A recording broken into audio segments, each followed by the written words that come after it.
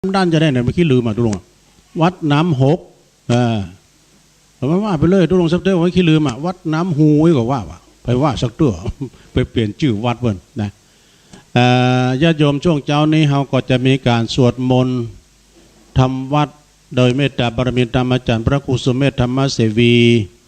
พร้อมกับคณะพระสงฆ์เราเนาะจากห้านมาเราก็จะมีกิจกรรมแล้วก็เราก็จะทำบุญกับวัดเราที่นี่จะได้ชำระหนี้สงฆ์นะเอาไปนอนที่ไหนนะสดาเราไปนอนขวงแก้วอารามทั้งสามบางทีเขาจะได้ไปเข้าห้องน้ำกาห้องสุขาไกนะเปิ้นว่าถ้าพระคนไทยแปลว่าชำระหนี้สงฆ์ถ้าคนเมืองเขาก็ตานไส้ตันแตนเนาะมันง่ายตานไส้ตันแตนเพราะนั้นสดาญาติโยมกำเดียวเขาก็จะได้ตาลกับเจ้าของพื้นที่ที่เขาจัดกิจกรรมนี่นะแล้วเพื่อจะเลี้ยงข้าวต้มห่อแม่เลี้ยงข้าวต้มห่อนะขยับขยายมาทะเบียนเด้อดังพ่ออาจารย์พ่อหลวงอาคมเตจนาอันนี้เป็น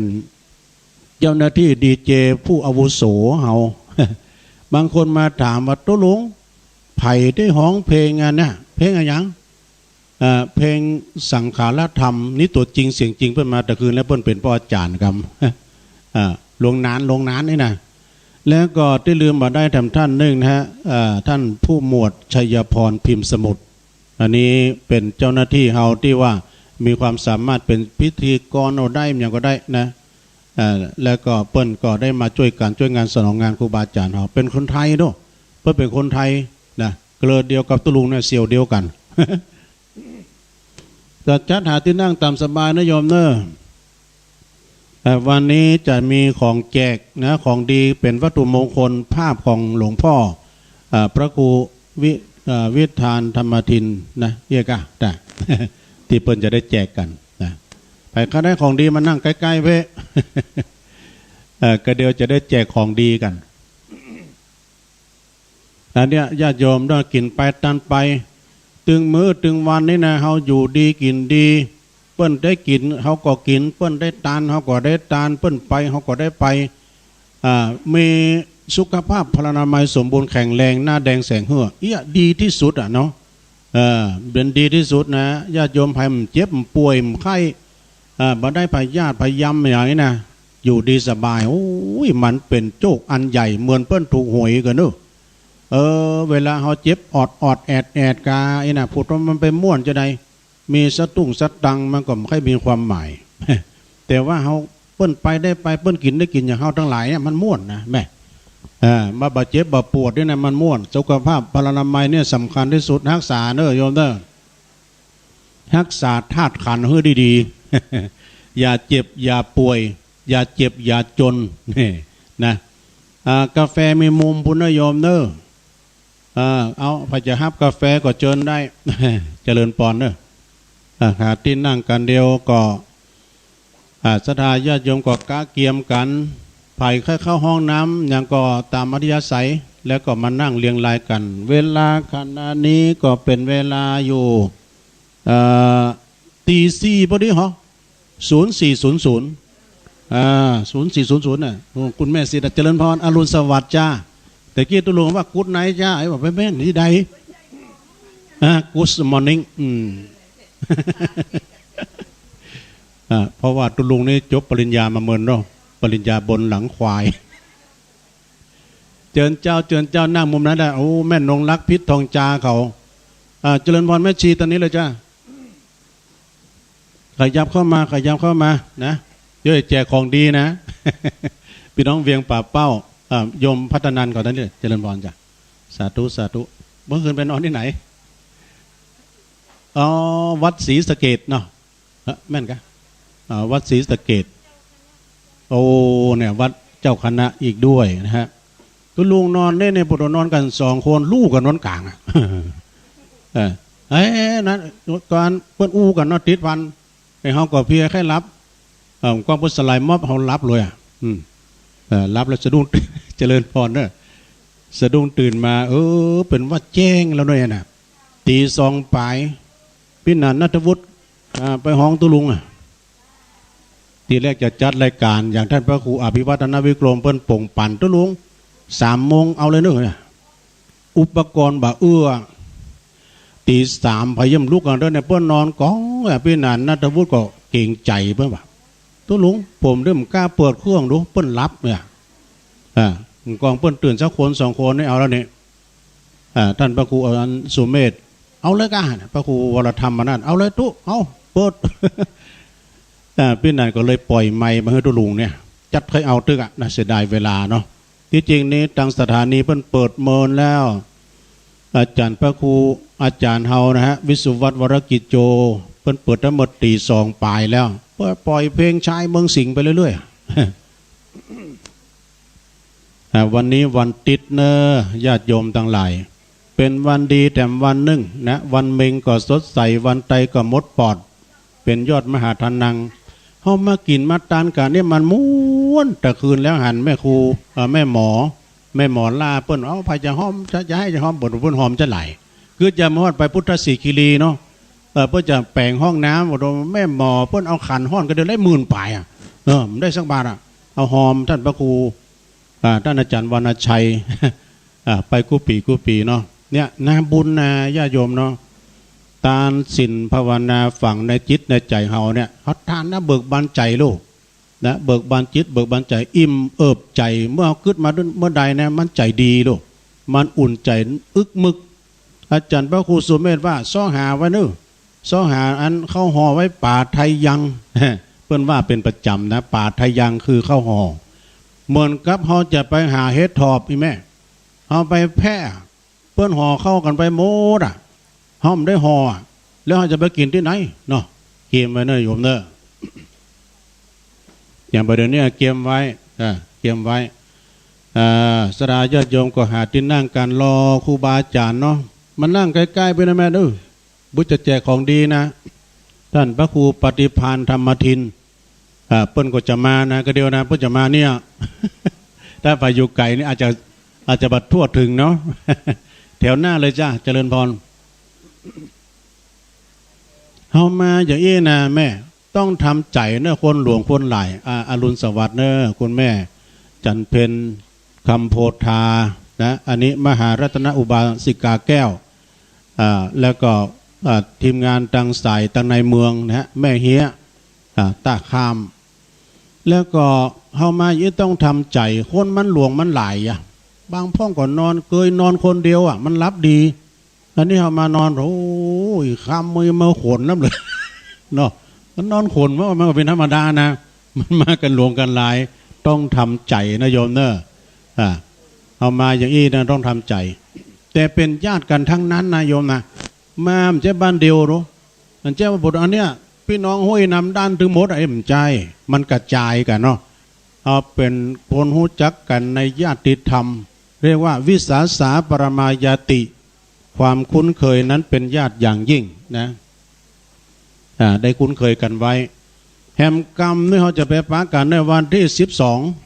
12ไปปะกันที่วัดฝายหินนะที่ขึ้นวิทยุที่บนออนไลน์ของเขาเนี่ยประเด็นนี้ขึ้นฝายหินนี้เป็นแม่ข่ายใหญ่นะเป็นแม่เบสแม่ข่ายใหญ่ที่อาจารย์พระครูวิสุวัตรเปิ้นกระจายแล้วก็มาก็สัญญาณก็เดียวก็แม่เจียมจะมาก็ที่หันมนเสียงธรรมเนี่ยก็เดียวก็ตั้งป้ออุดมพุทธวงศ์บ้านทุ่งเรดิโอนะแล้วก็แดนดินถิ่นล้านนา 103.50 จากคงงัวมันก็เกี่ยวกันไปได้ยินโนสดาเนาะ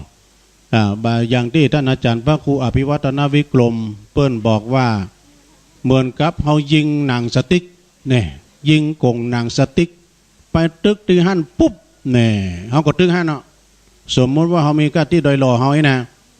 มันก็จะได้ยินบริเวณวัดตังดอยหล่อเฮาเนี่ยย่านนั้นเนาะแต่ถ้าว่ามีคนยิงต่อไปแถมยิงต่อมาตั้งฝ่ายหินปุดตัวเชียงใหม่ได้ยินหมดฝ่ายหินนี่กว้างขวางเนอะตั้งฝ่ายหินแล้วก็ยิงตรงมาตั้งเวียงป่าเป้าดู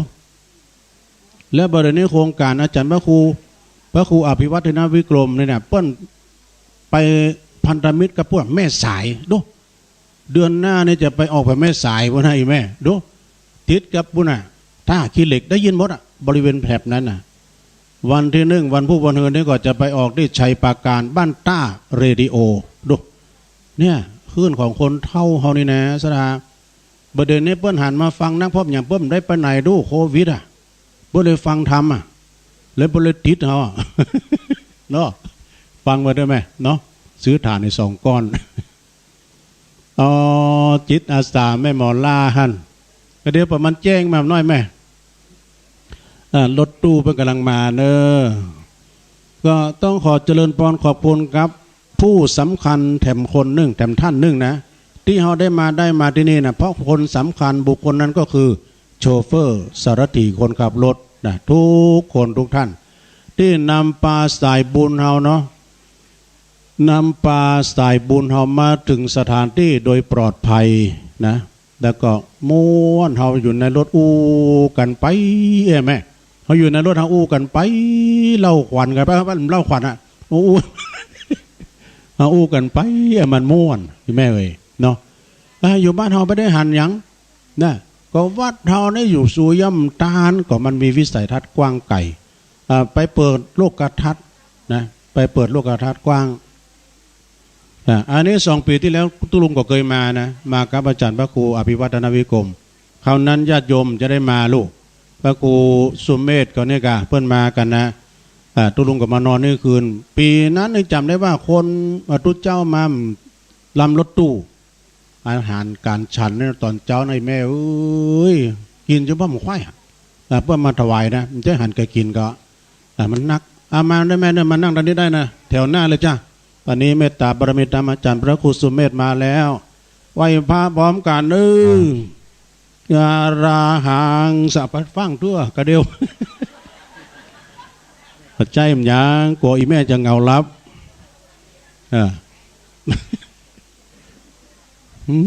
โดนจุแล้วบอกยิ้มแย้มแจ่มใสเนี่ยมันม่วนนะแม่เนาะแต่ป่องเล่นป่องไปถือสากันอูย่องก็ได้อูย่องก็ได้ขอเสียงในฟิล์มนะหมอเสียงในฟิล์มก็ตามปกติก็จัดวันพัดศุกร์เสาร์แต่ละความอนุเคราะห์จากอาจารย์พระครูอภิวัฒนวิกรมเปิ้นบอกว่าตุลุงบรรลุเจ้าตี 3เขาเลยนะเจ้าเจริญพรเนอะ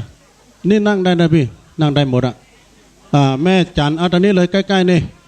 อุยล่าเมื่อไหนอุยล่าปอกสมาธิอุยล่ามใดอุยล่าวงสายะอายุอาวุโสเลเปิ้ล93แล้วก็แม่อุยเจ้เพิ่มบุญมาจากห้วยทรายแม่อุยเจ้มาหรือยังยกมือขึ้นไปชื่อแจ้มาขยับมาทางแถวหน้าเนอะท่านผู้หมวดนะผู้พันผู้กองเขาก็เดี๋ยวจะไปห่างไก่เนอะเพราะว่าอาจารย์พระครูเพื่อจะห้องใจเป็นกรรมไม่นะเพราะหลวงนานเขามานาเวหลวงนานเอ้ยป้อมมาเขาเจริญพรพ่อกำนันสันติสุขชัยวงศ์ก็แถวหน้าไปเลยเนอะเพราะว่ารอสักกรรมเพราะว่าตอนนี้พี่นันนัทวุฒิเอาอันแจ้ขานห้อนนะเปิ้นบันทึกภาพไปหมดเลยแม่อยู่บ้านเราได้หันหมดเดี๋ยวเทวบุตรมาแถวหน้าอุ้ยปอกว่าอันอุ้ยล่ายังมาได้ดูเนาะตอนนี้ตี 4ปลายแล้วนะอาจารย์พระครูสุเมธประธานในการทำวัดสวดมนต์ได้มานั่งณที่นี้แล้วท่านพระครูวรธรรมมานาถกับไว้สารนิมนต์ครูบาอาจารย์เลยนะครับท่านเจ้าคณะตำบลพระครูวิพาทวรคุณท่านพระครูสัทธิสารคุณท่านพระครูกัลยาณปราโมทแล้วก็หลายตนนะครับนิมนต์เลยนะครับเนอะท่านอาจารย์วรรณชัยชยานันโทแล้วก็ครูบาอาจารย์ทำร้ายตนหลายองค์นะครับที่ได้ติดสอยห้อยตามกันมาหนองเมื่อข่าวมา3กันรถมาถึงพ่อหลวงบ้านแม่หลวงใส่ฝนก็มาตุเจ้าหลวงเปิ้นนำทีม ท่านพระครูสัทธิสารคุณปักตังเจริญมา4กันรถตู้นะมากันจัดหลายแล้วก็พี่น้องตังเวียงป่าเป้านำทีมโดยแม่จิรพันธ์เขาเนาะแล้วก็พ่อบุญเย็นวิชาเถินแม่สีดาคนงามนี่เป็นนามสกุลบ้านเนอะ จะไปยกยอต่อไฟแต่ที่จริงเปิ้นก็งามเด้อ แม่สีดาเนี่ยไปปักกันกู้งานอ่ะปล่อยหลวงเวียงป่าเป้าเปิ้นไปฟ้อนงามงามจังฟ้อนหรอกนะหาที่นั่งเลยนะโยมนะตอนนี้ใกล้เวลาจะได้ทำวัดสวดมนต์โดยการขวายมาติ๊กๆแล้วก็ขอไว้สารนิมนต์ครูบาอาจารย์นะครับท่านอาจารย์ท่านพระครูเจ้าวาดนะฮะพระครูสุจินต์นันทธรรมด็อกเตอร์เนาะได้เข้าสู่สถานลานธรรมณบัดนี้เราจะได้ทำวัดสวดมนต์เอาแถวหน้าเลยจ้ะเอาเลยนั่งตามสบายแต่วันนี้อาจารย์พระครูอภิวัฒนวิกรมก็จะแจกของดีนะมีรูปภาพของอาจารย์ท่านพระครูปฏิภาณธรรมทินครูบาดอยเนอะ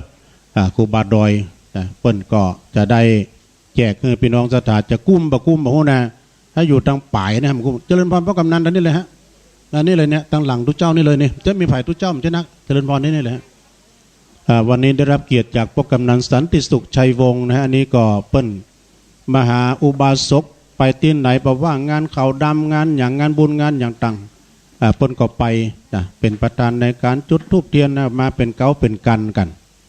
ก็ต้องขอเจริญพรขอบคุณบ่เป็นถ้อยเป็นกองเป็นอย่างนั้นไหมตามสบายดูรถตู้ก็กำลังมาน่ะหมายความว่าวันนี้35กันรถตู้มันเป็นจำนวนคนตึง30ก็300ดูสถานเนาะ มากันจะหลายนะมากันจันรักจะหลายเนาะแต่ว่านี่โอ้ยปลื้มปิติยินดีไปตานนั้นผ้าไปตานผ้าห่มผ้าธาตุนะเจ้าผ้าเปิ้นก็เหมาไปเลยอ่ะ ผ้าตึงลุนน่ะโอ้ตกไปเงินหลายพันเนอะเขาก็ได้บุญพร้อมกันหมดเอาปกหัวงำเก้าได้ไปรอบสวดอิติปิโสอาจารย์พระครูสมเมธเปิ้นเป็นเก้าเป็นผู้นำอิติปิโส183รอบนะก็ได้บุญหันต่อนั่นแล้วบุญหันต่อแล้วแต่ต่อไปต่อที่สองนี่ก็เดี๋ยวเขาจะได้ไปตานที่อารามน้ำหกแถมอันนี้ก็จะเป็นบุญที่สองบุญใหญ่3บุญใหญ่มาขึ้นแล้วนี่ก็ตานต้นเตียนกันเนาะตานต้นเตียนกันฉะนั้นก็สดาญาติโยมเขาก่อเขากินเอาตานญาติโยมตามปุ้นก็เจริญปอนเลยเนอะหลวงนานเขามาไว้มานั่งโดยพระกำนันไว้เนอะเพราะว่าเวลาการเดียวท่านผู้หมวดโดยนะฮะพอมาเขานะอุบาสกเขามากันทางหน้าเพ่ตีนนั่งทางพี่น้องทางเวียงป่าเป้าป้อนน้อยป้อนนานป้อนจานล่ำวัดเขาเนาะเก็บสัมภาระแต่คืนนะครับพลิกไปตันซ่าตันไส้ตันแตนกันแล้วเนาะกับทุเจ้าหลวงแต่ละวัดนะเป็นการชำระหนี้สงฆ์เพราะว่าคนไทยเนี่ยเพิ่นไปนอนที่ไหนเพิ่นต้องมีด้วยเพิ่นเก็บสตังกันมันใจกล้าที่พักเนี่ยเพราะว่าไปกินไปตานไปครับไปถ่ายกลัวเป็นบาปเป็นกรรมก็เปิ้นก็เลยชำระหนี้สงฆ์อย่างพี่น้องเขาทำแต่คืนเนี่ยนะหาที่นั่งแล้วโยมเด้อหน้าตอนนั้นก็ได้ยังกว้างยังขวางอยู่เนอะยังกว้างยังขวางเจริญพรนะโยมเนอะวันนี้รวมน้ำจิตน้ำใจพลังเจ้าพุทธใส่ชุดขาวมามดสระอากาศมั่มใจหนาวเนาะอากาศเย็นสบายขึ้นแล้วนอนห้องโถงนะอาศัยพัดลมเนอะกระเพาะกำนันเขานะมันจะมียุงเนาะ ยุงก็มันจะมีบางท่านบางคนนั้นก็มีมุ้งมาตวยมีสุดมาตวยนะนะหาที่นั่งกันตามสบายวันนี้ด้วยแรงศรัทธาเนาะศรัทธาญาติโยม เขาจะมาพบกันอย่างนี้มันใช่ง่ายๆนะอย่างเขาจะมาฟังธรรมจะได้คืนแล้วเนี่ยมันใช่ง่ายๆนะเพราะว่าอย่างไรเพราะว่าครูบาอาจารย์แต่ละตนแต่ละองค์นิมนต์ทุกพี่ครับทั้งนั้นนะครับโยมไม่จะทำบุญกับทุกพี่เพราะว่าอย่างครูบาอาจารย์เนี่ยถ้าอยู่ภัยอยู่มันก็คือว่าบักกว้างขวางบัดนี้โลกมันตันสมัยเนาะอันห่อมตันเบอร์นี้เพราะว่าเดี๋ยวนี้ยุคนี้สมัยนี้เนี่ยโอ้มันเจริญ อยู่ภายอยู่มันสมมติพระครูวรธรรมานาถก็อยู่กับที่วัดเท่านั้นแล้วก็สายครูบาสายท่านพระครูวรธรรมานาถมีไผ่ล้ำเหลือดูแถวพวกน่ะเรายาวใต้บ่ดูเปิ้นมากันเนี่ยสายไผ่สายมันแต่มารวมกันเนี่ยเป็นหนึ่งเดียวนะอย่างที่ป้ายที่เปิ้นเขียนเนี่ยนะเหมือนกันเหมือนตะวันดวงเดียวที่รวมน้ำจิตน้ำไก่แสดงพลังเจ้าพุทธเฮานะเพราะว่าประเดี๋ยวนี้ศาสนาเฮานี่โดนคุกคามนะเราจะต้องแสดงพลังนะปกป้องจันลงพระพุทธศาสนาของเฮาเพื่ออยู่ยืนนานชั่วการละนานชั่วลูกชั่วหลานไปเนาะจะไปละวัดละวาหื้อหม่นหื้อหมองเนาะโยมเนอะวัดวาอารามประเดี๋ยวนี้สวาธุเจ้านี่ก็ใครเขียมไปเขียมไปนะเอาเขียมไปจากนั้นก็ช่วยกันช่วยกันกินกันต้านสละสลงเหมือนกับโยมจะทำบุญไงก็เอามาตำเลยนี่เนาะใครจะทำบุญก้าน้ำก้าไฟนะโอ้ยินดีแม่เด้อสาธุเนาะวางนี่เลยนะใครจะชำระหนี้ส่งก้าน้ำก้าไฟก็มาตอนนี้นะโยมเด้อแต่ว่าเนี่ยที่ตัวลุงเก่านี่นะแล้วก็ตั้งหลวงนานเขาท่านผู้หมวดก็เอาขันห่อนะได้10,000 ป่ายก็มาแท่งเอาไปคือเป็นการเทศกากันเนี่ยนะเปิ้นเอาสักบาทไปพอเปิ้นก็ยังเอามาตานหั่น3-4 ปันดูน้ำใจตัวเจ้าเนอะน้ำใจตัวเจ้าแล้วเอาไปตานเปิ้นก็เมาเอาตานคืนท่านพระครูบรรยงท่านพระครูอภิวัฒนกรมก็บ่เอาก็เยี่ยมมาเกณฑ์ตัวลุงไปว่าเล่นบ่ได้เนอะก็เลยเอาไปตานให้ท่านเจ้าวาดเนี่ยบุญนะ3 ต่อ 4 ต่อกันนะเนาะ3 ต่อ 4 ต่อนะโอ้ดีแต่ปีหน้าถ้ามีกิจกรรมนี้มาแหมเด้อมากันแหมนะมันม่วนอกม่วนใจได้หันปี่หันน้องเนื้อใต้สายบุญเดียวกันเนาะเป็นเนื้อนาบุญครูบาอาจารย์เป็นเนื้อนาบุญที่ศรัทธาได้กราบได้ไหวกันเนี่ยถ้าว่าคนเฮาถ้าใจบ่หุ่มตาลไปมาสักคนเฮาก็มาลุเนาะอันนี้มันใจหุ่มทั้งนั้นน่ะศรัทธาหุ่มกินหุ่มตาลเฮามากันหลายนะโยมมันจะเสียดายชะตางโน่เปิ้นตาลตัวตาลยกตาลทีเดียวตุ้ลุงเขียนไว้ได้2 วัน 2 คืนแล้วฮะตามใจแม่หมออันนี้แม่หมอล่าเนอะนี่เอาเนอะแม่หมอล่าเอาขันห้อนแล้วฮั่นชำระหนี้สงฆ์กันน้ำกาไฟ10 บาท20 บาทตามแต่เจตนาเนอะแล้วแต่อันนั้นเนี่ยญาติโยมสายบุญนะโอ้สาธุบุญรักษากรรมจูบุญยิ่งทำยิ่งได้ยิ่งให้ยิ่งมานะเหมือนกับเขากินข้าวโยมมีคน5 คนเปิ้นยกขันโตกเข้ามาแกงบะหนุนนี่นะกินได้3 คนนะ2 คนมาอิ่มไม่ว่าไหนมันกินนี้ ฉะนั้นบุญยิ่งทำยิ่งได้เวลาเราไปที่ไหนก็ตามเถอะไปรถไปลารถเครื่องไปเผอกาพุทตู้แว่นรถยอล้อรถพอเป็นเลข8แต่เฮาเป็นอย่างเขาจะตวงอุทานว่าโอ้หน้าบุญกูกันเนี่ยหน้าบุญกูมาหัวไปนอกปืนหน้าบุญกูมได้เสียสติเสียอันอย่างไปแต่มันจะอ้างว่านาบุญเนี่ยนาบุญนะโยมเนอะตุลุงก็เหมือนกันนะสำเร็จชัดตังมีสักบาทนะค้นไปค้นมามีนี่100เป็นว่าชัดตังตัวเก่านะเนาะเอาไปซ่อนตัวชัดตังตัวเก่านะมันไปซ่อนตัวเก่าอันนี้ก็นาบุญเนาะสุดตินสุดมือก็ยังมีอยู่นี่นะเนาะ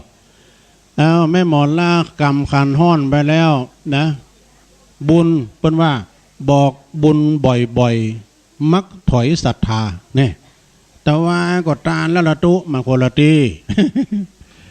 ถ้าบอกเป็นเวลาศรัทธาเจริญเนาะตามแต่เจตนาเนอะกินไปตันไปเนี่ยสดาญาติโยมบุญบันิหายไปไหนนะจะติดตามเขาไปตลอดเวลาบุญคือความอิ่มเอิบใจ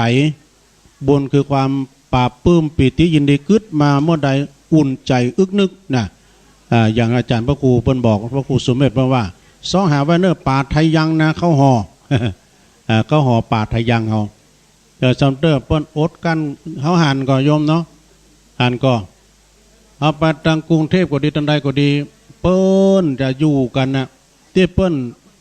นนั้นอัตสนคัดเปิ้นกันเปิ้นอยากนอนปื้นหัวสะพานก็มีนะเพราะว่าคนไร้ที่อยู่นะอันนั้นเปิ้นยังนักแก่โยมเฮาตั้นต่างหลายนี้มีลูกมีหลานเนาะแถวหน้าพี่แม่เปิ้นอนุสรณ์อนุรักษ์วาน อุยลาปอกอุยลาบ่ได้สมาเนอะอุยลานี่ใจถึงเนอะใจถึงในถึงกันนิมนต์นะครับเนอะครูบาอาจารย์เนาะตอนนี้โยมพร้อมแล้วจ้ะญาติโยมเพิ่นพร้อมแล้วตะกี้ตุลุงก็จัดให้เอาแต่เมื่อตี 3แล้วเพราะว่าอย่างที่ว่าไปนะอุปกรณ์ไม่เอื้ออีแม่เขาก็ลาบกันเนี่ยพี่นานเพิ่นก็ลุกมาห้องจัดเจ้านะฉะนั้นก็ศรัทธาญาติโยมเข้าตีเข้าต่างกันไปนิมนต์ครูบาอาจารย์ขึ้นบนเลยนะครับเนาะขึ้นตำบลเลยมันจะขึ้นฮับตาลนะขึ้นฮับสูตรมนต์นะ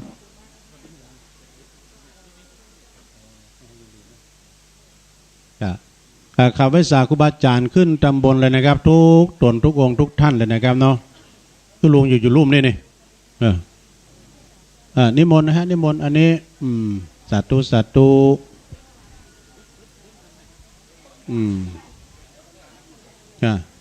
โอ้เปิ้นตานทำด้วยแต่คืนแล้วไปกดตานทำด้วย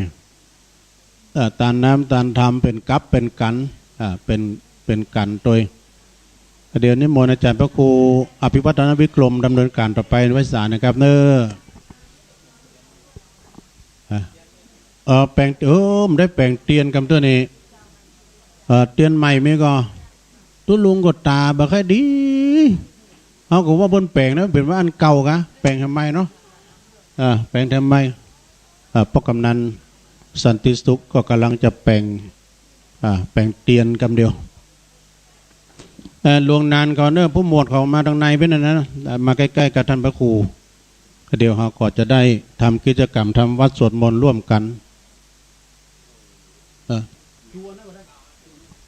เอาอันเก่าแล้วก็เอา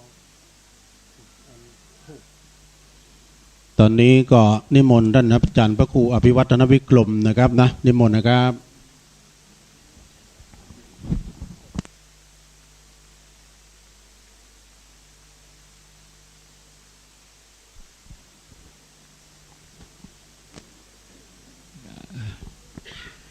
ขอถวายความเคารพกับครูบาอาจารย์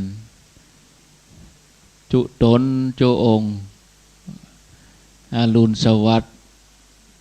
ธรรมสวัสดีกับศรัทธาสาธุชนคนดีทั้งหลายทุกท่านเป็นจะได้พ่องรับดีก็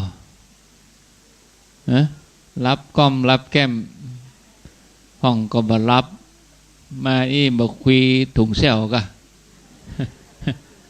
เหนียวเศร้าถ้าไปตังระยองจันทบุรีนี่ปดจะเอาป่ามึกนั่นมาแบ่งอันนี้ของอีล่านั่นของหมาให้ มีเรื่องราวเนาะเอาละพอสมควรพวกกำนันหนังลวดเลยแป่งแล้วจุดเลยป้อมนั้น ป้อมนั้นสันติสุขชัยวงศ์อดีตพ่อกำนันตำบลน้ำดิบอำเภอปะสังอันนี้มีหลายท่านเนาะอดีตพ่อกำนันอดีตพ่อหลวงลุงนานเขาก็อดีตพ่อหลวงพ่อกำนันสุทินสุรินตะแล้วก็ลุงนานพ่อหลวงหลายคนเนาะมานี่หลายท่าน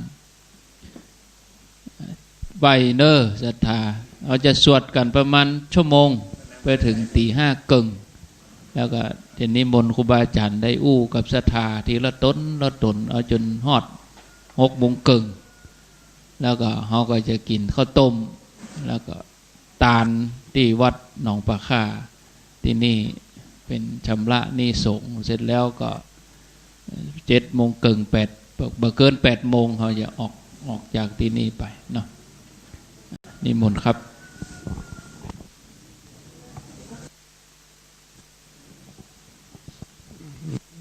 กลับ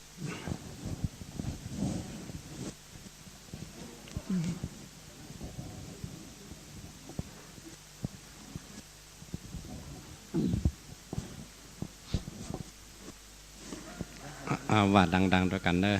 ถึงพร้อมด้วยกายนั่งพนมมือวาจาเปล่งวาจาสรรเสริญคุณแก้วสามประการใจก็น้อมนึกคุณแก้วสามประการให้เป็นที่จ้างที่เปิงที่ระลึกโยโสภะคะวะอะระหังสัมมาสัมพุทโธสวากขาโตเยนะภะคะวะตาธัมโมสุปฏิปันโนยัสสะภะคะวะโตสา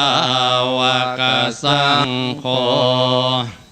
ตามมายังภะคะวันตังสัทธัมมังสัสสังฆังอิเมอิสักการะ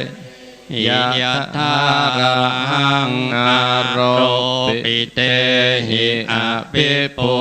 จยามะสาธุโนพันเตภะคะวาสุจิระปรินิพพุตโตปิปัจฉิมาชนะตานุกัมปมานาสาอิเมสักการะทุกขตาปันนากาลภูเตปฏิกันหาตุอามมากังทิคารตังหิตายาสุขายาอะระหังสัมมาสัมพุทโธภะคะวาพุทธังภะคะวันตังอภิวาเทมิสวากขาโตภะคะวะตาธัมโมธัมมังนัมมัสสามิสุปฏิปันโนภะคะวะโตสาวกสังโฆมา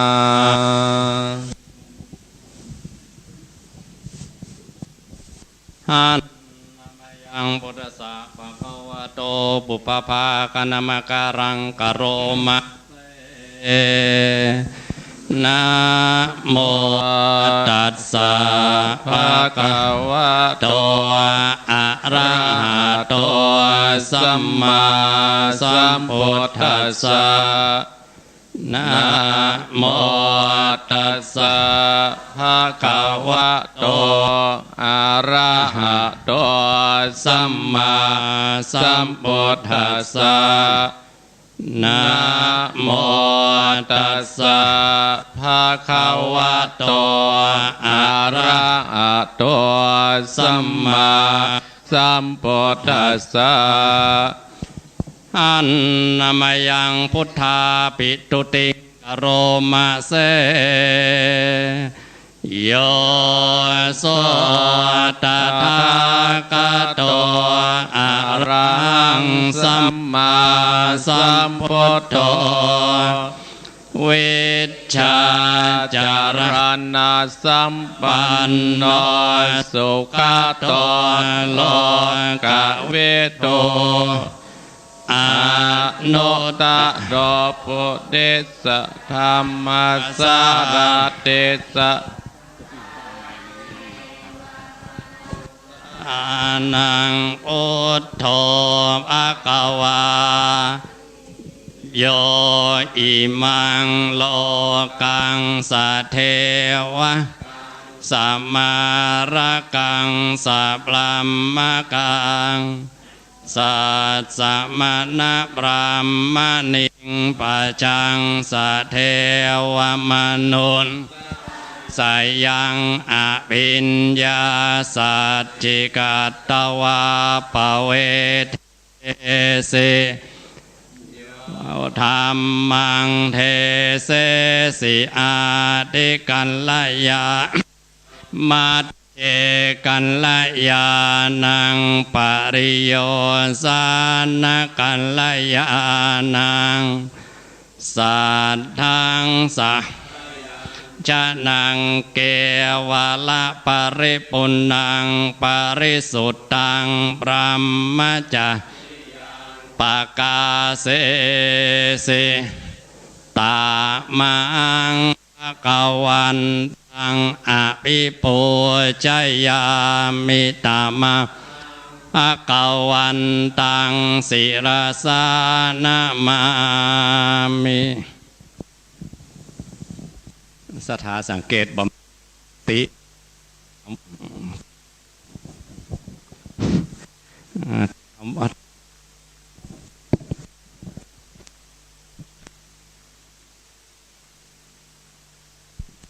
ถ้าทำวัดเย็นจะลงตินะ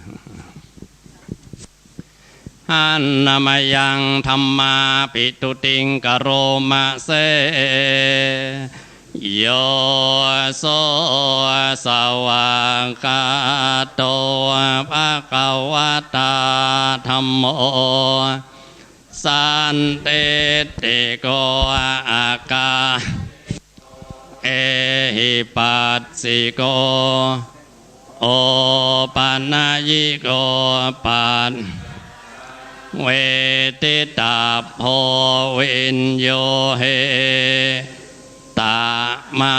งธรรมังอภิปูชยามิตามังมังศิรสานามามิหันนามายังสังฆาปิตุติงกโรมะเสโยโสสุปฏิภะคะวะโตสาวกสังโฆ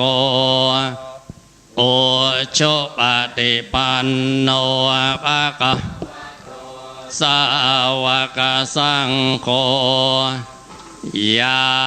ยะปฏิปันโนภะคะสาวกสังโฆสามีจิปฏิภาวะโตสาวกสังโฆยะทิทางจัตตาริปุริสายุดิอัตถะปุริสาปุกกะลาเอสะภะคะวะโตสาวะอาหุนายโยปาหุนายทักกินายโยอัญชลี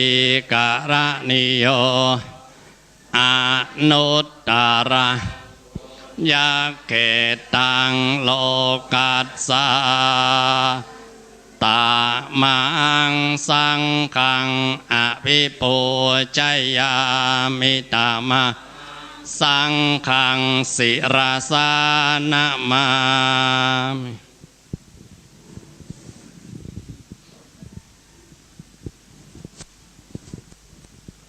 หัน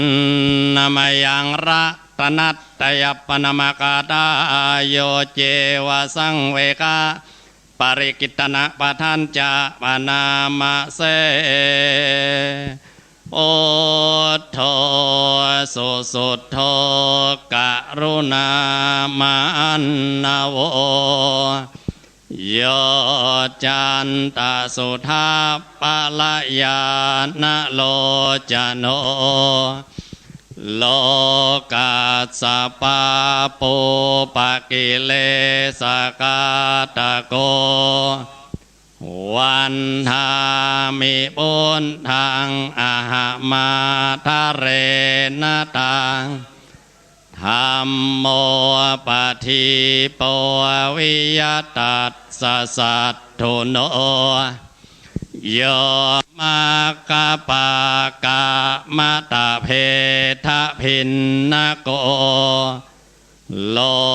กุตตโรโยจะตตัตตทิปโน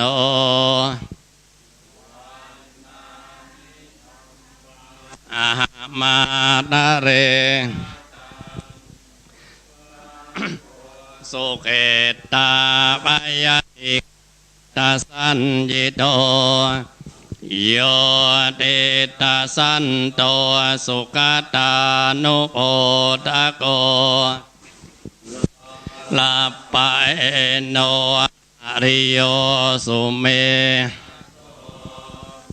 วันทามิสังขังอาหามาตะเรอิเจวะเมกันตะปิปูชนัยยะทุตตยังวันดายตาปิสังขตังปุญญังมายายังมะมะสะอุปัฏฐวามาโหนตุเวตัสสะปะภาวะสิทธิยาอิทาตถาคโตโลเกอุปันโนอะรังสัมมาสัมพุทโธธัมโมจะเทสิโตอุปสัมมิโกปรินิพพานิโกสัมโพธกามิสุขตัปปเวทิโตมายันตังธัมมังสุตตวาเอวังชนามะชาติปิทุกาจาราปิทุกาทุกขังโสกปริเทวทุกขโทปายาสาปิทุกขาอัปปิเยหิสัมปโยโคทุกโกปิเยหิวิปโยโคทุกโกยัมปิจังนาละปฏิตัมปิทุกขาสังคิเตนะปัญจุปาทานกันธาทุกขาไสยทิธารูปปาทานกันโทเวทนุปาทานกันโทสัญญูปาทานกันโทสังขารูปาทานกันโทวิญญาณุปาทานกันสังปริญญายาทาโนโสภะคะวาเอวังบังลังสาวะเกวิเนติเอวังปากาจจปนัสสะวะสาวะเกสุอนุสาสนิพะหุลาปวัตตติรูปังอนิจจังเวทนาอนิจจาอนิจจาสังขาราอนิจจาวิญญาณังอนิจจังรูปังอนัตตาเวทนาอนัตตาสัญญาอนัตตาสังขาราอนัตตาวิญญาณังสัพเพสังขาราอนิจจาสัพเพธัมมาอนัตตาติเตมะยังโอตินนามหาจาติยาจารามลเนนะ โสเกหิปริเทเวหิทุกเขหิโทมานัสหิอุปายาเสหิทุกขตินนาอาเปวนามิมัสสะเกสัททุกขขันตัสสะอันตกิริยาญาเยธาติจิระปะรินิพุตัมปิตังภะคะวะอุตติสสะอรหันตังสัมมาสัมพุทธังสัทธาอาการัสสมาอนาการิยังปัปปจิตาตัดสมิงภะคะวันติพรหมจาริยังภิกขุนังสิกขาสาสิวะสัมมาปันนาตังโนพรหมจาริยังเกวลัสสะทุกขขันตัสสะอันตกิริยายะสังวัตตตุติเอาศรัทธาว่า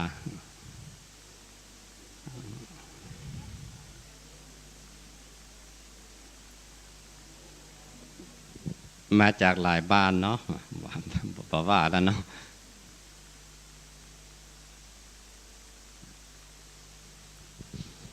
เราสวดธรรมจักรรอบหนึ่งเนาะศรัทธาคลอไปเนี่ยมนยังแบบเท่ากับโบราณแบบฝอยท่วมหลังจ้างมีฮันโมดทำกันแรกของพระพุทธเจ้าถ้าจุเจ้าพันเดนเปิ้นทำวัดกันเองก็ขึ้น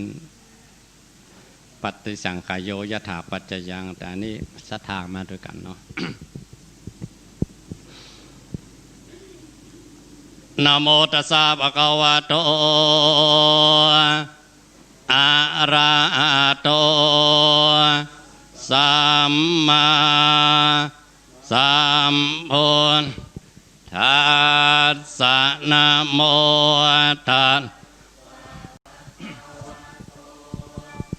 อะระหะโตสัมมาสัมพุทธัสสะนะโมตัสสะภะคะวะโตอะระหะโตสัมมาสัมพุทธัสสะพุทธังสรณังกัจฉามิธัมมังสรณังกัจฉามิสังฆังสรณังกัจฉามิตุติยมปิพุทธังสรณังตุติยมปิธัมมังสรณังมิตุติยมปิสังฆังสรณังกัจฉามิตติยมปิพุทธังสรณังกัจฉามิตติยมปิกัจฉามิตติยมปิสังจามิเอวเมสุตังเอกังสมัยยังภคะวะภาราณสิวิหารติสิปตะเนมิกทาเยตรัตระโกภคะวะปัญจวัคคีเยปิอามันเตสิทาเวเมภิกขเวอันตาปัมปจิเตนะนะเสวิตามปายโยจายังกาเมสุกามสุขัลลิกานุโยโกเอโนคัมโมปุตโตจนิโกอนาริโยอนัตตสันนิโตโยจายังอัตตกิลมัฏฐานุโยโกทุงโกอนัต ริโยอนัตตสันนิโตเอเตเตภิกขเวอุโปอันเตอนุปัคขมมัชฌิมาปฏิปทาตถาคเตนะอภิสัมพุทธาจากกุกรณียานกรณียอุปสัมมายะอภิญญายสัมพุทธายนิมปานายสังวัตติกตมาจะสาภิกขเวมัชฌิมาปฏิปทาตถาคเตนะอภิสัมพุทธจากกุกรณียานกรณีอุปสัมมายะอภิญญายสัมพุทธายนิพพานายสังวัตติอายะเมวะอริโยอัตถังคิโกมัคโคสัยยทิทังสัมมาทิฏฐิสัมมาสังกัปโปสัมมาวาจาสัมมากัมมันโตสัมมาอาชีวสัมมาวายาโมสัมมาสติสัมมาสมาธิอายังโคสาภิกขเวมัชฌิมาปฏิปทาตถาคเตนะอภิสัมพุทธาจากกุกรณียานกรณีอุปสัมมายะอภิญญายสัมพุทธายนิพพานายสังวัตติทังโคปนะภิกขเวทุกขังอริยสัจจังชาติปิทุกขาชราปิทุกขามรณะปิทุกขังโสกปริเทวทุกขโทมนัสสปายาสิรูปขาปิเยหิสัมปโย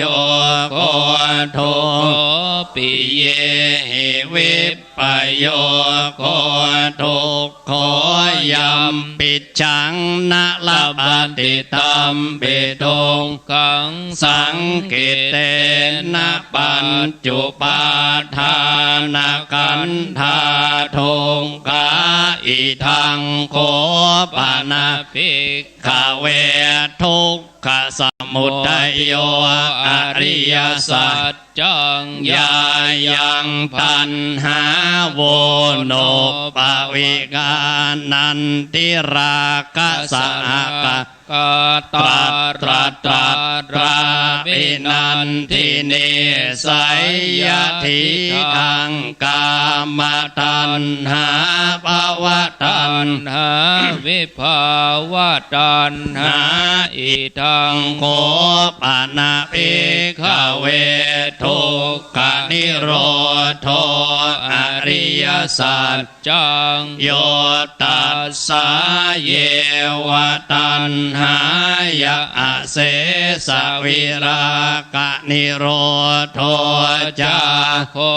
ปฏินิสังโฆมุตติอนาลโยอิทังโค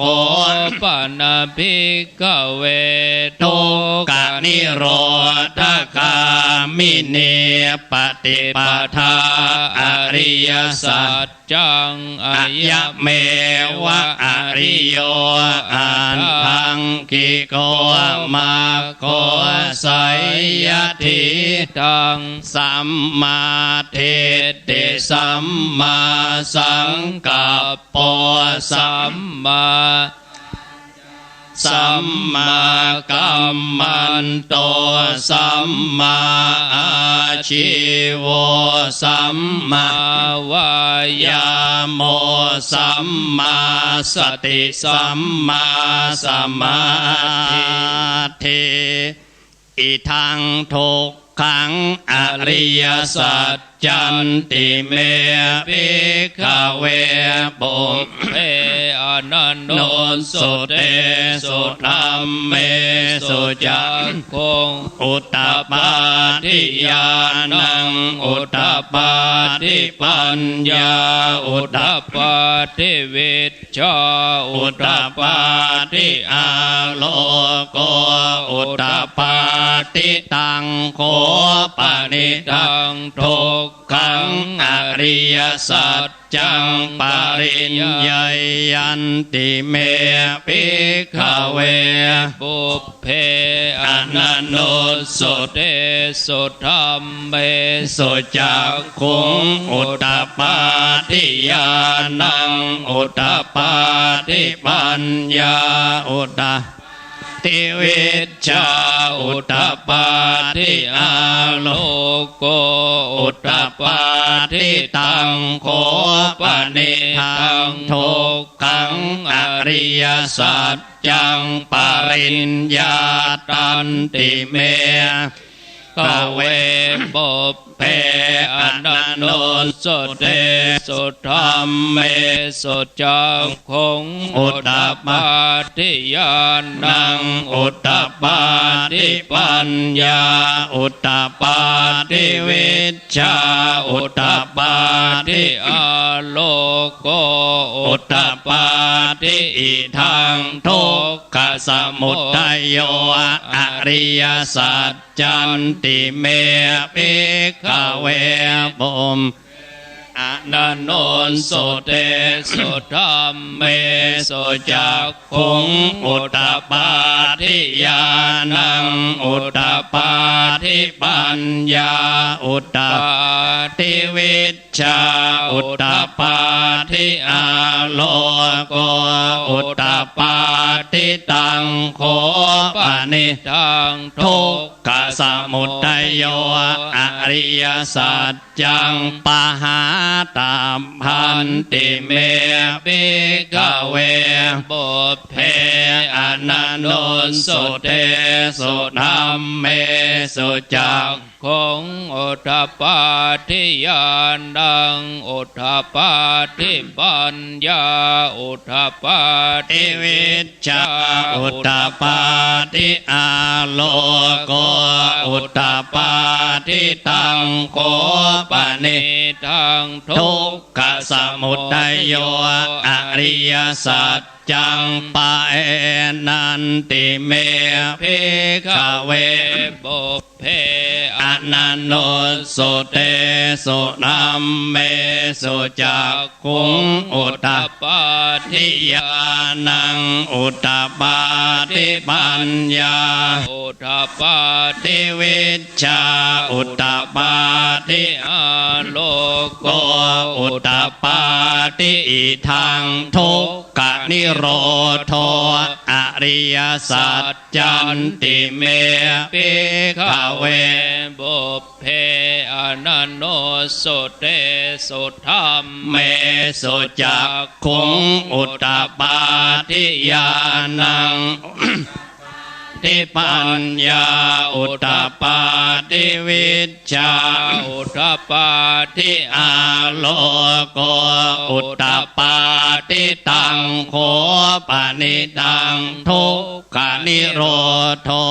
อริยสัจจังสัจจิกาตัมพันติเมภิกขเวเมอนันโนสุเตสุธัมเมสุจักขุงอุตตปาทิญาณังอุตตปาทิปัญญาอุตตปาทิวิชชาอุตตปาทิอาโลโกอุตตปาทิตังโคปนิทังทุกขนิโรโธอริยสัจจังสัจจิก ตันติเมภิกขเวปุมอนันโนสุเตสุธัมเมสุจักขุงอุทธปปาทิญาณังอุทธปปาทิปัญญาอุทธปปาทิวิชชาอุทธปปาทิอาโลโกอุทธปปา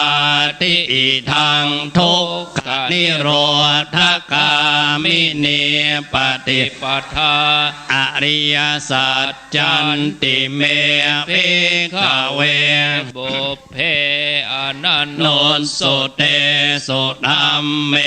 สุจักขุงอุทธปปาทิญาณังอุทธปปาทิปัญญาอุทธปปาทิวิชชาอุทธปปาทิอาโลโกอุทธปปาทิตังโคปนิทังทุกขนิโรธคามินีปฏิปทาอริยสัจจังภาเวตาปันติเมขเวบุพเพอนันโนสุเตสุธัมเมสุจักขุงอุทธปปาทิญาณังอุทธปปาทิปัญญาอุทธปปาทิวิชชาอุทธปปาทิอาโลโกอุทธปปาทิตังโคปนิทังทุกขนิโรธคามินีปฏิปทาอริยสัจจังภาวิตันติเมภิกขเวบุพเพอนันโนสุเตสุธัมเมสุจักขุงอุทธปปาทิญาณังอุทธปปาทิปัญญาทิวิชชาอุทธปปาทิอาโลโกอุทธปปาทิยาวกิวันจะเมภิกขเวอิเมสุจตุสุอริยสัจเจสุเอวันติปริวัตตังทวาทัสสกาลังยะถาปุตังญาณทัสสนังนักสุวิสุนตังอโหสิเนวตาวาหังภิกขเวสเทวะเกโลเกสัมมาระเกสัพพมะเกสัสมณพรหมนิยาปัจจายสัทเทมโนสายอนุตตรังสัมมาสัมโพธิงอภิสัมพุทโธปัจจัญญาสิงยโตจะโคเมภิกขเวอิเมสุจตุสุอริยสัจเจสุเอวันติปริวัตตังทวาทัสสะกาลังยะถาปุตังญาณทัสสนังสุวิสุทธังอโหสิอาทาหังภิกขเวสเทวะเกโลเกสัมมาระเกสัพพมะเกสัสมณพรหมนิยาปัจจายสัทเทวมนุสายอนุตตรังสัมมาสัมโพธิงอภิสัมพุทโธปัจจัญญาสิงญาณัญจะปนเมทัสสนังอุทธปาติอากุมปาเมวิมุตติอายมันติมาจาตินาติธา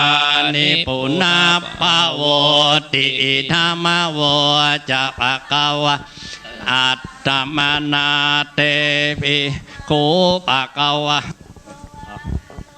ภาสิตังอภินันทงอิมัสสมินจะปนวัยยาการนัสสมิงพันยมาเนอายยัสสมโตโกนทันยัสสวิราชังเวตมะลังธรรมจักกงอุทธปาทิยังกินจิสมุทัยธรรมังสัมพันตังนิโร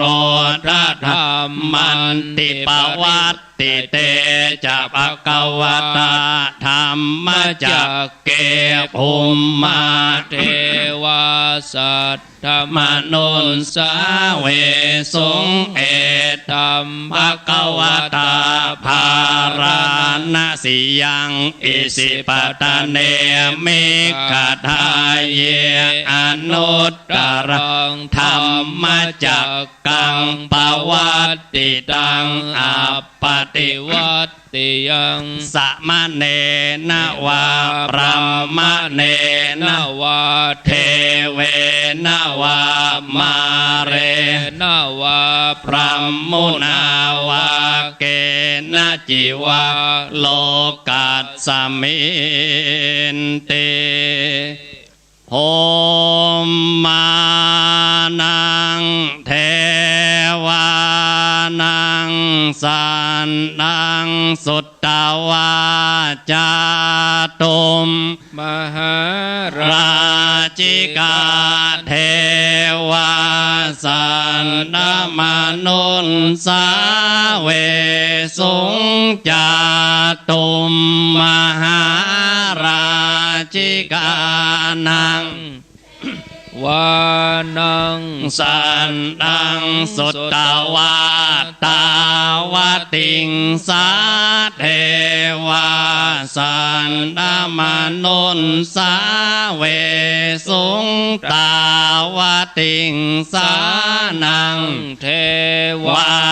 นังสันนังสุตตวายามาเทวาสันนมนุนสาเวสุงยามานะเทวานังทั้งสุตตวาตุสิตาเทวาสัทธมนุนสาเวสุงตุสิตานังเทวานังสันตังสุตตวานิมมานรติเทวาสัทธมนุสาเวสุงนิมมานรตินังเทนังสันทังสุตตวาปารณิมมิตวัสสวัตติเทวาสัทธมนุนสาเวสุงปารณิมมิตวัสสวัตตินังเทวานังสันตังสุตตวาปลัมมปาริชชัดชาเทวาสัทธมนุนสาเวสุงปลัมมปาริชชัดชานังเทวานังสันตังสุตตวาปลัมมปโรหิตาเทวาสัทธมนุนสาเวสุงปลัมมปโรหิตานังเทวานังสันนังสุตตวามหาพรหมเทวาสันธมนุนสาเวสุงมหาพรหมนังเทวานังสัตถังสุตตวาปริตตาภาเทวาสันธมนุนสาเวสุงปริตตาภานังเทวานังสันตังสุตตวาอัปปมานาภาเทวา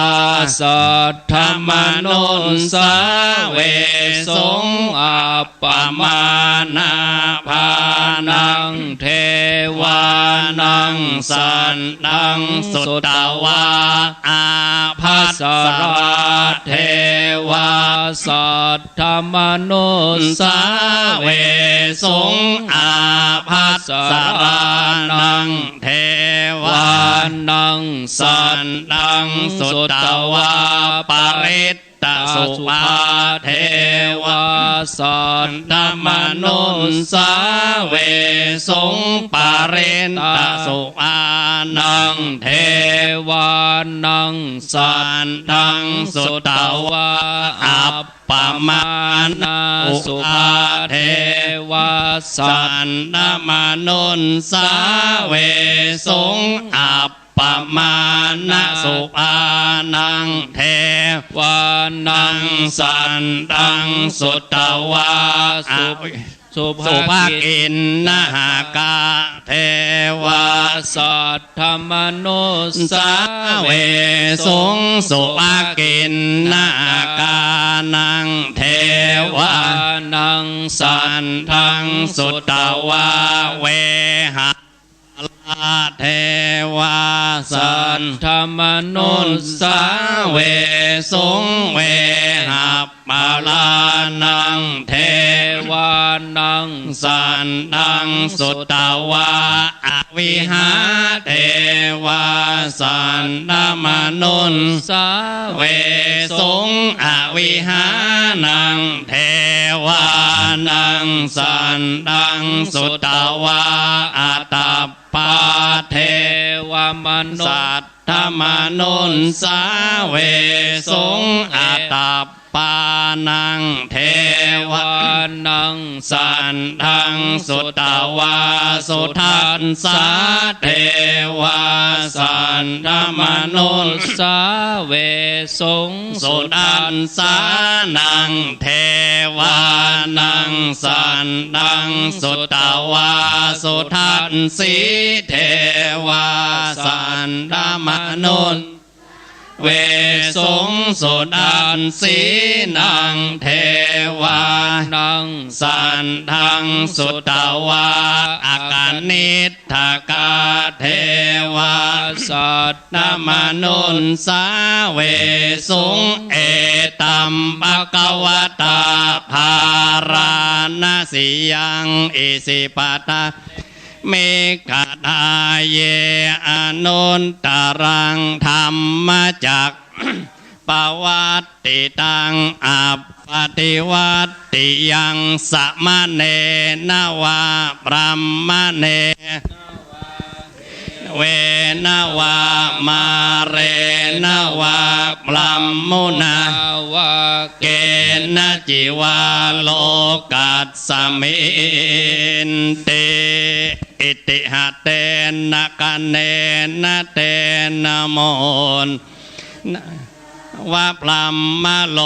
กาสัทโธอาโภคาสิอายัญจะทัสสะหัสสีโลกธาตุสังปิสัมปะกัมปิสัมปะเวทิอัปปมาโนจะโอราโรโอ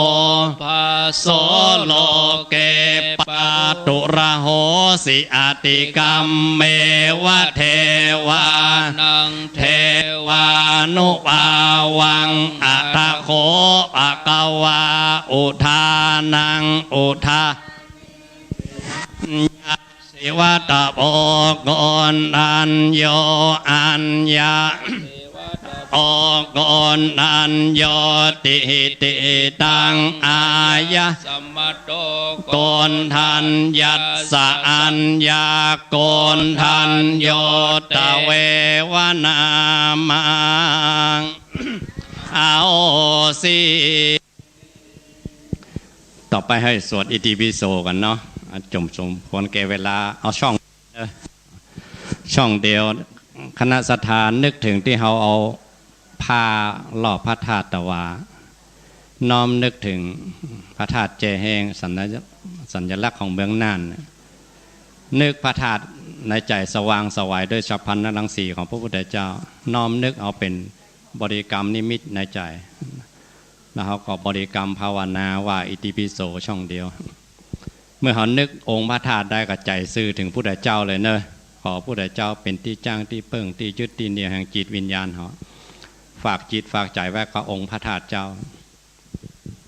ว่าดังๆว่าดังๆอิติปิโสภะคะวะอะระหังสัมมาสัมพุทโธจารณะสัมปันโนสุขโตโลกวิโทอนุตตโรมาสารติสันเทวมนุนสานังพุทโธภะคะวะติอิติปิโสภะคะวะอะระมาสัมพุทโธเวนชาจารณะสัมปันโนสุขโตโลกวิโทอนุตตโรปุริสะทาเทวมนุนสัม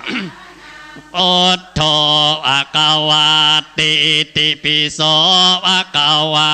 อะระหังสัมมาพุทโธเวนชาจารณะสัมปันโนสุขโตโลกวิโทอนุตปุริสธรรมสารติสันทาเทวมนุนโทภะคะวะติอิติปิโสภะคะวะอะระหังสัมมาโทเวชาจารณะสัมปันโนสุขโตโลกวิโทอนุตตโรปุริสารติสันทาเทวมนุนสานังพุทโธภะคะวะติอิติปิโสภะคะวะอะระหังสัมมาสัมพุทโธเวน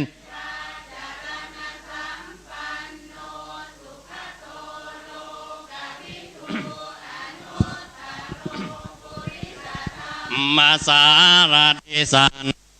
เทวมนุนสัมพุทโธภะคะวะติอิติปิโสภะคะวะอะระหังสัมมาสัมพุทโธ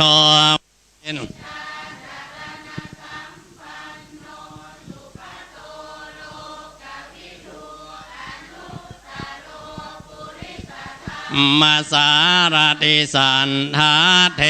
วมนุนสานังพุทโธภะคะวะติอิติปิโสอะระหังสัมมาสัมพุทโธเวนสัมปันโนสุขโตโลกวิโทอนุตตโร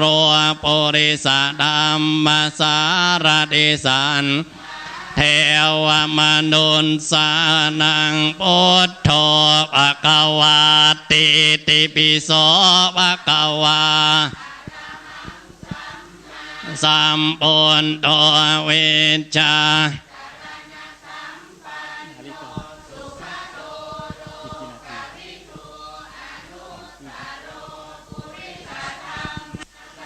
ราติสันทาเท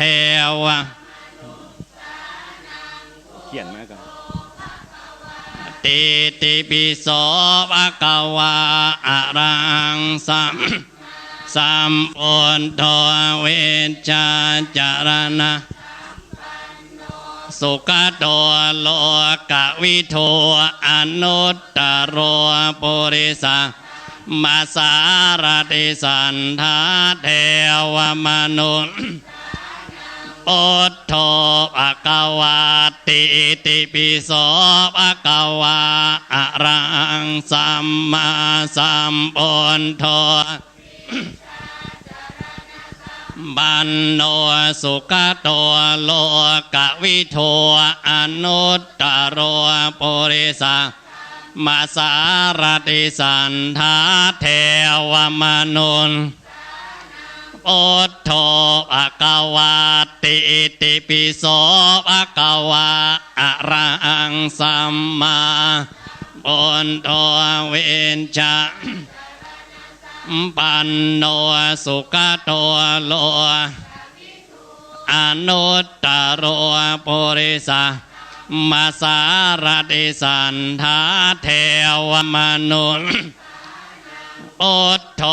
ภควาติอิติปิโสภควาอะระหังสัมมาสัมพุทโธเวนรณสัมปันโนสุขโตโลกวิโทอนุนมาสารติสันทาเทวมนุนพุทโธภควาติอิติปิโสภควา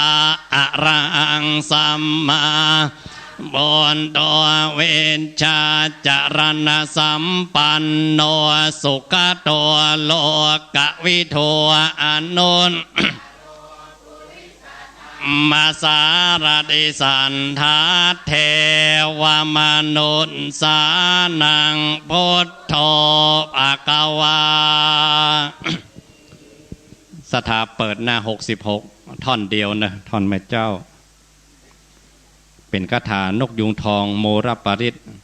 พระองค์เสวยพระชาติในชาดกเป็นนกยุงทองโพธิสัตว์เจ้าได้สวดทุกเช้าทุกเย็นพยันอันตรายต่างๆทำอันตรายแก่โพธิสัตว์เจ้าบัดได้เลย7ราชการเจ้าอยู่หัวด้วยสัจจะของโพธิสัตว์เจ้าท่านพยันอันตรายต่างๆอย่าได้มาแผ่วพานพวกเราทั้งหลายเลย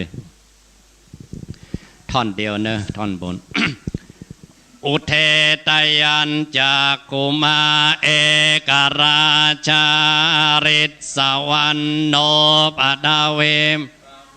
โสตังตังนามัสสามิอริตสวรรณังปดาเวปปาตยัสสกุณาวิหารเรมุทิวสังเยปลัมมนาเวสกุสัพปะธรรมเตเมนะโมเตจะมังปาลายันตุนัมนานังนามัตตุโพธิญาณโมนะโมวิมุตติยาอิมังโสปริตตังกัตตวาโมโรจรติเอสนาคณะศรัทธาเปิดหน้า47นะน้อมนึกบุญกุศลทุกอย่างที่เราได้สร้างมาตั้งแต่ทำวัดเช้าสวดพระธรรมจักรกับปวัตนสูตรพระปริตบางบทน้อมนึกมาสู่กายสู่ใจของสังขารร่างกายเนี่ยผมขนเล็บฟันหนังเนื้อเอ็นกระดูกให้เขาทำงานปกติธาตุสี่ดินน้ำลมไฟอย่าได้แปรปรวนอย่าได้บกพร่องอย่าได้เจ็บไข้ได้ป่วยอะไรมากไปอยู่ตามสังขารร่างกายบุญรักษาไว้ก่อนถ้าไม่ไหวกันจริงๆเป็นอุ้ยหม่อนสิ้นอายุไขเมื่อไหร่ค่อยไปอาการละละมเนนะจ๊ะช่วงระหว่างกลางพวกเราทั้งหลายอย่าเพิ่งไปเนาะบุญรักษาไว้ก่อนสร้างบุญสร้างกุศลให้ตัวเองแผ่เข้ามาในกายในใจเรานี่เองนะอัตติมัสสมิงกาเยเกสาโลมานาทันตาตะโจมังสังนาหารูอัตถิอัตติมินจังวักกังหะตายังยะกะกิโลมากังปิอากังปัมปาสังอันตังอันดากุลอุตาริยังการิสังปิดตังเสมบุมโพโลหิตังเมโทอัตสวาสาเคโรสิงคานิกาลสิกมุตตังมัตถเกมัตถลุงคันติปวัตุสัพปมังกาลังรักขันตุสามปุณธานุภาเวนัสทาโสตตุเตปวัตุสัพปมัง ขันตุสัพพเทวตาสัพพนุภาเวนัสทธาโสทิภวันกาลังรักขันตุสัพพสังฆาภาเวภาวันเปิดท้ายทำวัดเช้าบุญใดกุศลใดที่เกิดขึ้นเราส่งความปรารถนาดีให้แก่กายแก่ใจเรายังไงก็ส่งความปรารถนาดีอย่างนั้นนะไปยังสรรพสัตว์ทั้งหลายทุกตัวทุกตนบทปฏิทานคาถาเป็นบทกรวดน้ำบทอุทิศบุญก็ได้หรือบทแผ่เมตตาก็ได้ความหมายกว้างๆก็อันเดียวกันเราได้ทำบุญใหญ่แล้วได้เจริญพุทธานุสติธรรมานุสติสังขานุสติก็แผ่ไป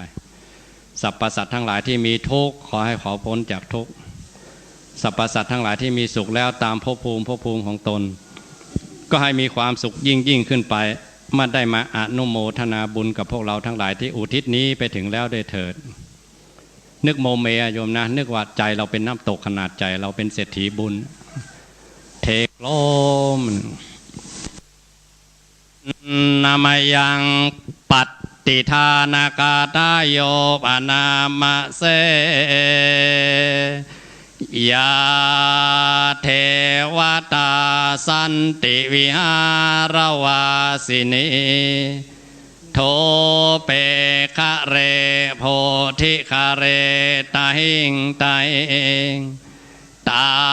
ธรรมทานเนนะภวันตุปูชิตาโสทิงเตตะวิหารมันดาเลเทราจะมัจจานวกาจะอิกขโวสารามิกาปฏิอุปาสกาขามาจะเทสานิขามาจะอิสราสัพพานะโพตาสุขิตาภวันตุเตเยปิจอันดาสัมภวะสังเจทจาตาอัทโวปปาติกานิยานิกังธรรมวรังปฏิจจเตสัพเพปิทุกขัสสกโรนตุสังกายังธาตุจิรังสตังธัมโมธัมมัตถราจปุกกลาสังโฆตุสัมมาโกวะอัตถายะจาหิตายะจาอัมเมรักขันตุสัตธัมโมสัพเพปิธัมมจาริโนโวทิงสัมปาหุนายยามะธัมเมอริยปะเวทิเตปัสสันนาโอนตุสัม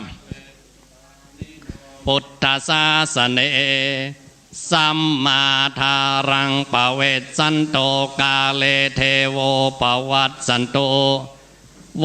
ทิงภาวายสัตตานังสัมมิทังเนตุเมทานิงมาตาปิตาจะอัตตรัจจัง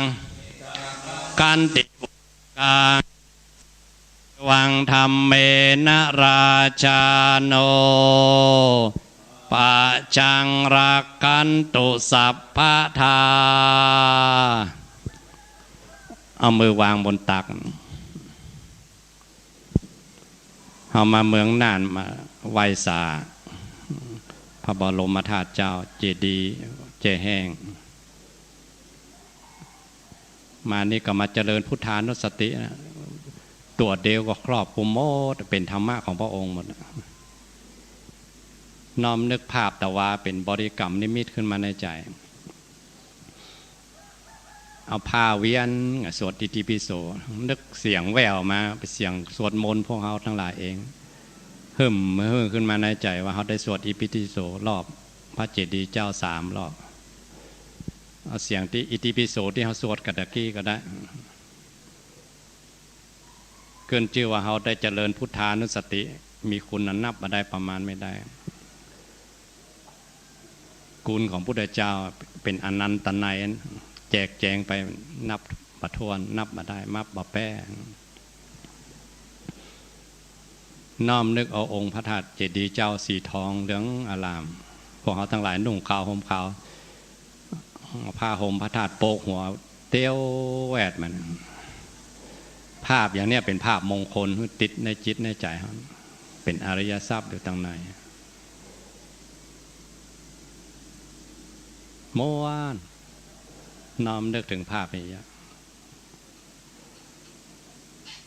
ทัศนานุตริยะภาพอันยอดเยี่ยมภาพหันกุลแก้วสามการน้อมนึกตัวนี้บ่มีอย่างในโลกทรัพย์สมบัติยิ่งใหญ่ไปกว่ากุลแก้วสามการที่มาระลึกนึกไว้กับจิตกับใจเมื่อเขาน้อมนึกถึงองค์พระธาตุนี้ใจเขาก็สื่อไปถึงพุทธเจ้านั่นเนอะขอพุทธเจ้าเป็นที่จังที่เปิงที่ยึดที่เหนี่ยวแห่งจิตวิญญาณเขาเกาะเกี่ยวกับพระพุทธเจ้าไว้เกาะเกี่ยวกับองค์พระธาตุถึงเป็นสัญลักษณ์ของพุทธเจ้าไว้น้อมนึกภาพอย่างเงี้ยนึกสวดอิติปิโสในใจไปตัวกันนะยังบ่หายศรัทธายังบ่หายฝังไว้ในจิตเป็นอติตาลมฝังไว้ในจิตน้อมนึกบุญตวาที่เขาได้เอาผ้าปกหัวเตวแวดพระธาตุอุปมาว่าผ้าปกพระธาตุก็คือเอาคุณแก้วสามประการปกเข้าปกหัวเอาคุ้มครองมันก็เขามีที่เปิ่งมีที่ปกที่ห่มมีปกไว้กับหัวกับเก้าจะอุ่นใจขนาดไหนใจเขาบอกงอมนะสถานเนาะใจเขามีที่เปิ่งมีที่ยึดที่เหนียวน้อมนึกอย่างอีไปนอกจากเงียบเสียงกันเนาะ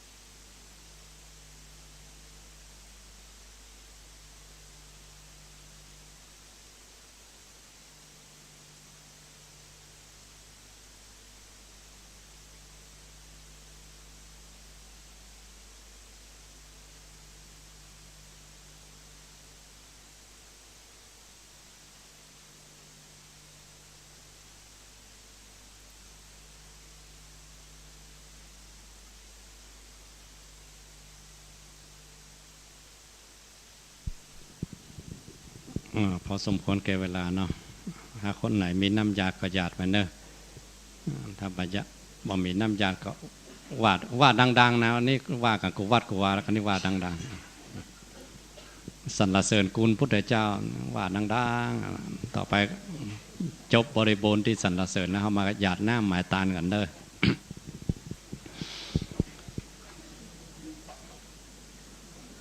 อิตังตานะกัมมังเน ปัจจัยโยโหนตุโนนิจังอิตังศีลาเนปานาปัจจัยโยโหนตุโนอิตังภาวนาโหนตุนิจังยังกินจิกุสาลังกัตตากัมมังสัพเพหิกาเตหิกาโนอะโนโมทันโตโสนันโตเยเตวะอัสสามิงทาเนตาติกายุกาสัทธาโอนโตสัมสัตตานังสุขีอัตตาอริหารันตุมาตาโอนโตโตกาปามุนจันโตสะเปสุกิตาโอนโตโตกาปามุนจันโตสะเปอายาติกาโอนโตโตกาปามุนจันโตสะเปปิสาสะเปยักขาสะเปเปตาโอนโตโตกาปามุนจันโตสะเปนักกัตตาสุกาปามุนจันโตสะเปเตวาสุกิตาโอนปามุนจันโตสะเปริโยปัจจายาสุกิตาโอนโตปามุนจันโตสัมปาตินามิจันตุโววันตามิพุทธังสังกามดาเมปันเตวันดามิธรรมังกามดาเมปันเตวันดามิบังเมโตสังเตวันดามิการุปัจจาจาริเยสัพปังเมกรรมดาเมพันเตวันดามิกัมมัฏฐานังสัม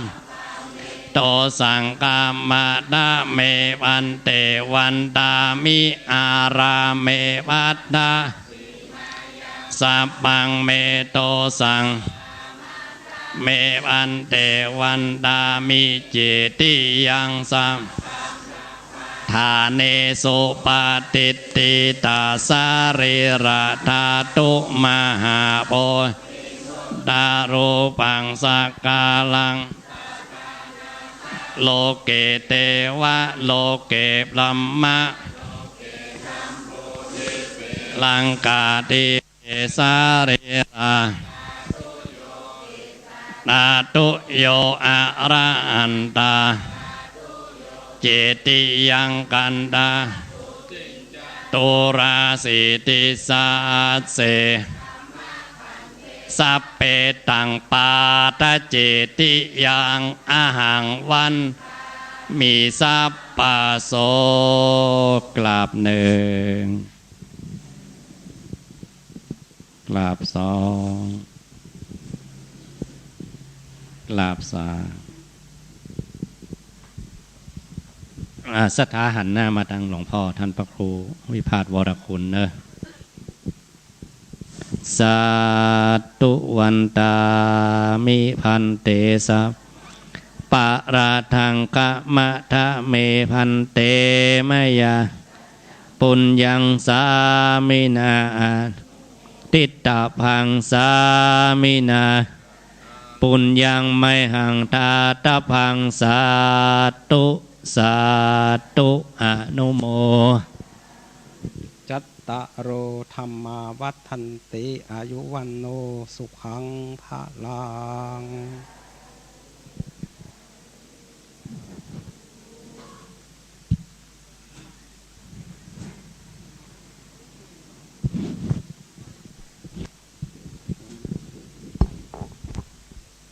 ศรัทธาญาติโยมทั้งหลายตอนนี้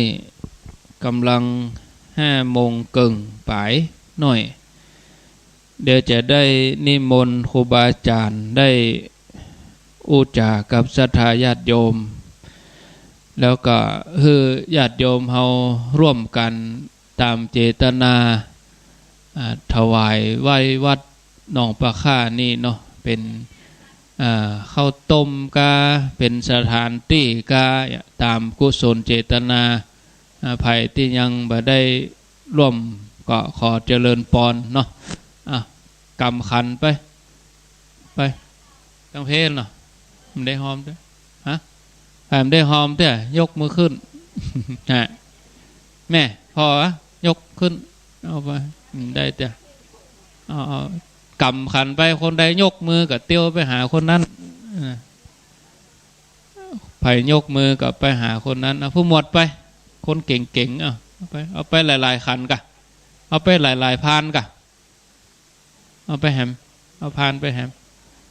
เอาไปหลายๆพานหมู่มาใหม่ฮะก็มีหมู่นั้นไทยลูกขวายนะไทยลูกขวายเนาะ อันนี้มนต์ครูบาอาจารย์ครับเดี๋ยวอู้กับญาติโยมเห็นหน่อยแล้วก็เขาจะออกที่นี่ปุ่น7 โมงครึ่งก่อนซะท้าเจนใดเก้าอี้แบบได้เพียวมาออกวัดเหลือช่วยกันเพียวกับสถานที่เนาะทำความสะอาดตาลนี่มดทุกอย่างสำละนี่สงข้าวต้มอย่างเอาตาลหั่นมดเอารวมกันหั่นมดเลยร่วมบุญกับนะไผ่ยกมือกับเตียวไปหาคนนั้นนั่นช่วยกันหลายๆคนนิมนต์ครูบาอาจารย์ท่านพระครูสถิตสารคุณท่านพระครูกัลยาณปราโมทย์ท่านอาจารย์วรรณชัยเดี๋ยวอู้กับญาติโยมเห็นหน่อยประมาณถึง6 โมงครึ่งเราก็จะได้ไปทำภาระธุระข้าวต้มบนจะมา7 โมงก่อนกินข้าวต้มเห็นประมาณครึ่งชั่วโมงก่อน8 โมงเขาถึงจะออกจากที่นี่จากที่นี่ไปน้ำหกก็ประมาณ5 กิโลบักไก่เดินทางก็สัก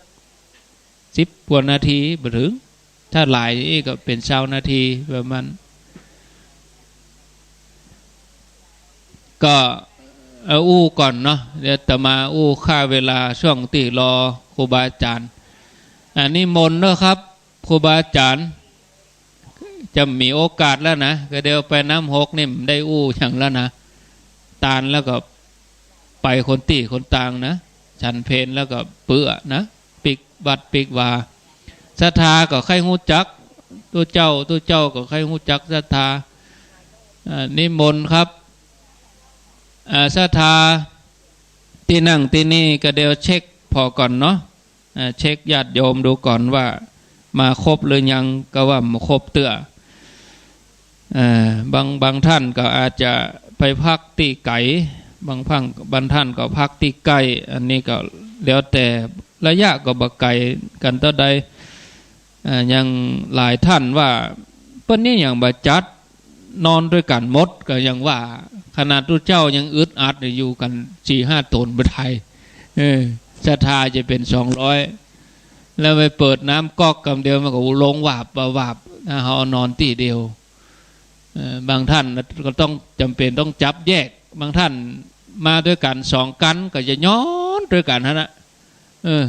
กูเตื้อก็ไม่ได้อยู่ด้วยกันวันนี้ก็จะนอนด้วยกันอยู่ฮะนะเป็นอย่างเนาะแยกกันพ่อง แยกมาถึงเวลาก็ถึงมาอยู่กันอยู่ด้วยกันนี่อยู่ดีโยมยังบ่ต้องขึ้นรถเนอะโยม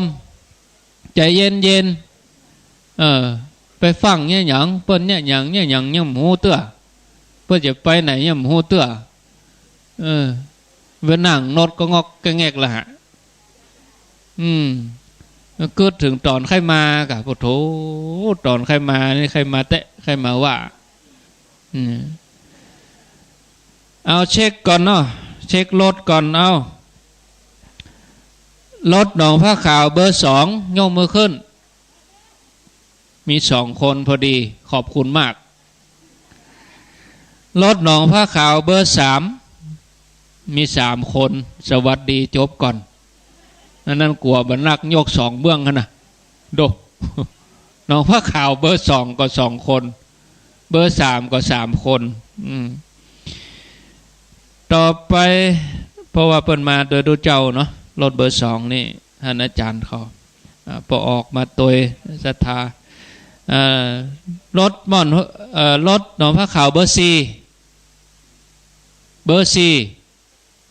ปุ่นแม่นก็แม่นเบอร์4ยังมีคนเดียว5 3โยมมารวมกันเพกะถ้าไปเข้าห้องน้ำแล้วปิกมาจะไปกินข้าวต้มแล้วก็บ่ไปเตื้อข้าวต้มบ่มาเตื้อ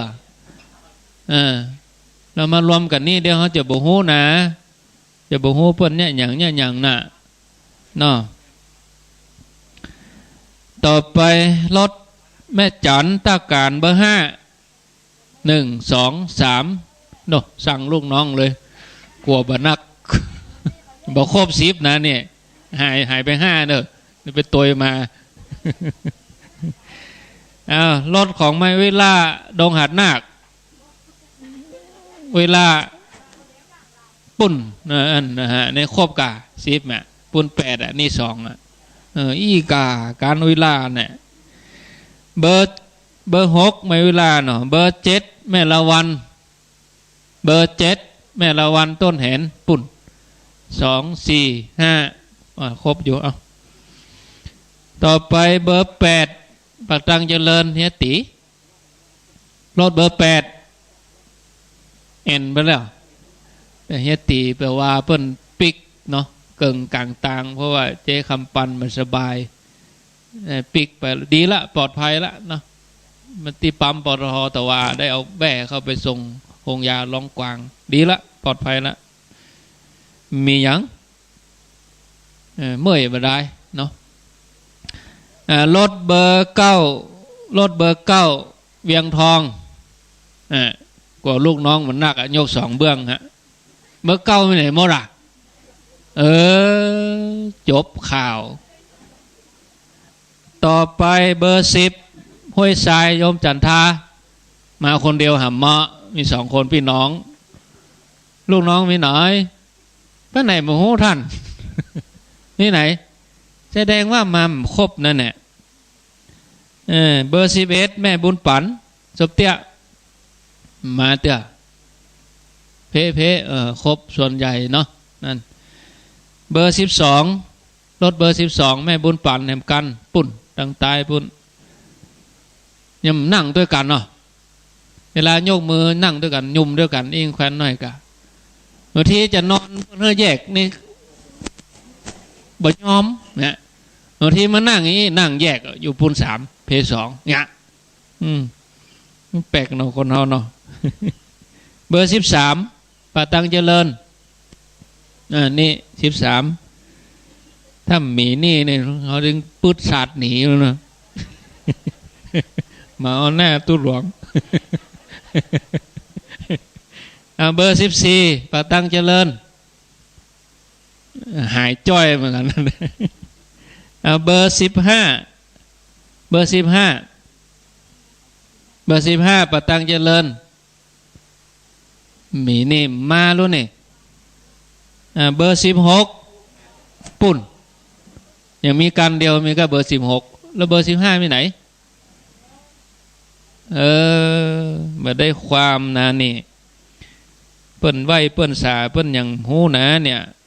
นี่ไปได้บุญด้วยเปิ้นว่าเบอร์17แม่รองห้วย5 แม่ลองเบอร์18ดอกท่านพระครู ท่านพระครูสมชักยกแลอย่าบอกมาตัวท่านพระครูวัดหนองเฮียงหรอกนี่อีกอ่ะเนี่ยอันนี้เบอร์17 18นี่มาตัวท่านพระครูวัดหนองเฮียงเบอร์19เบอร์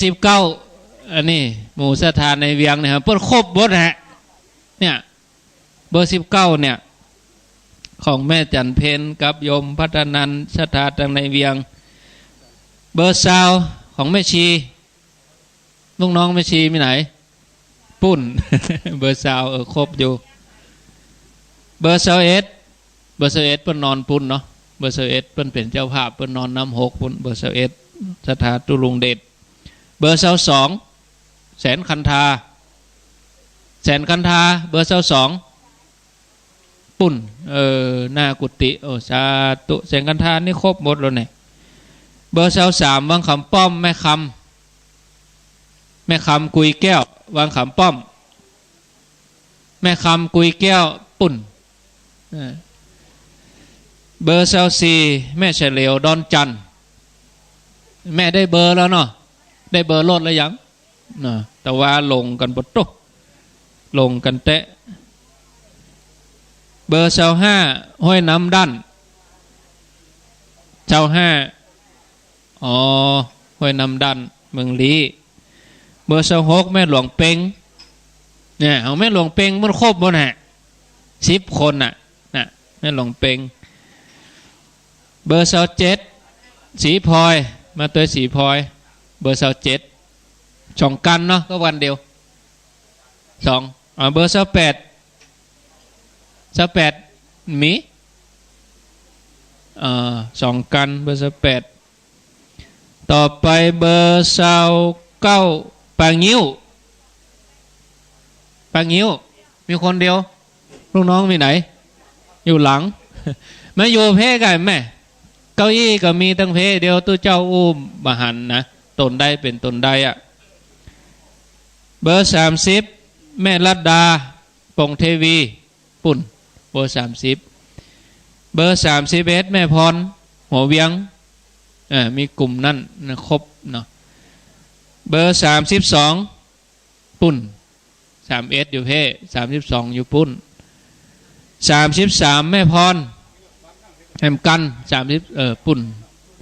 เมียงกับเป้านี่ครบหมดโดนเนี่ย34แม่จีรพันธ์นี่34นี่ครบหมดหนังดังกลาง35แหมกันของแม่จีรพันธ์เบอร์35เบอร์36แม่จีรพันธ์แหมกัน36มาเสียงเนอะ36เบอร์37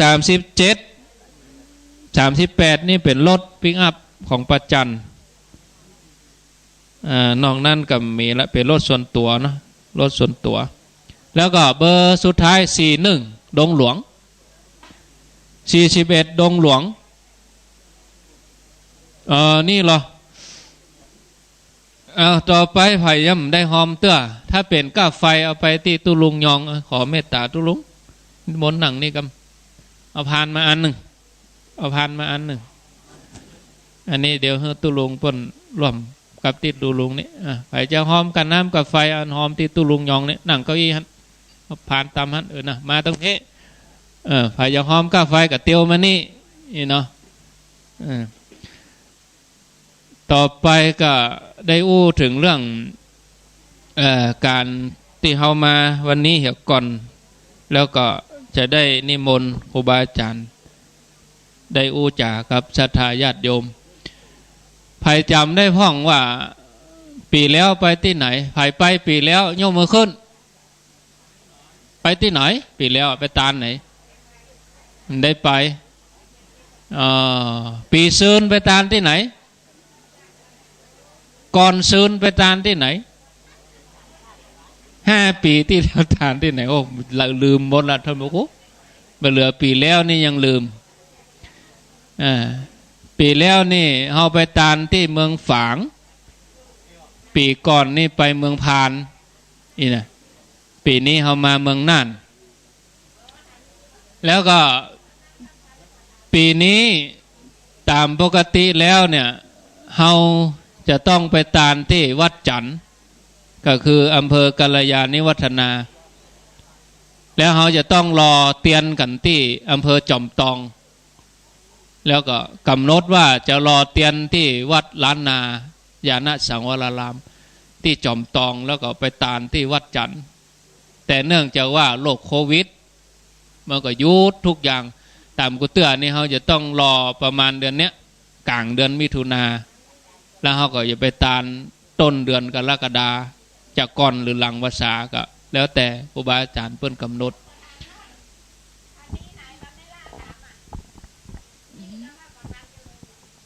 รวมกันนั่นนะเอารวมกันนะตานรวมกันนะตึงไหนแล้วเนี่ย ตามลักนี่เขาจะต้องไปตานที่วัดจันทร์อำเภอกัลยาณิวัฒนาแล้วเขาก็กำหนดกันกุปีครูบาอาจารย์ก็จะมากำหนดกันว่าปีนี้เขาไปตานที่ไหนปีนี้เมื่อมาได้รอเขาก็โยกไปปีหน้าปีหน้าถ้าว่าสถานการณ์เข้าตีเข้าตังเปิ้นคลี่คลายแบบอย่างนี้เขาก็จะต้องรอเตียนที่จอมตองที่เดิมอยู่ดี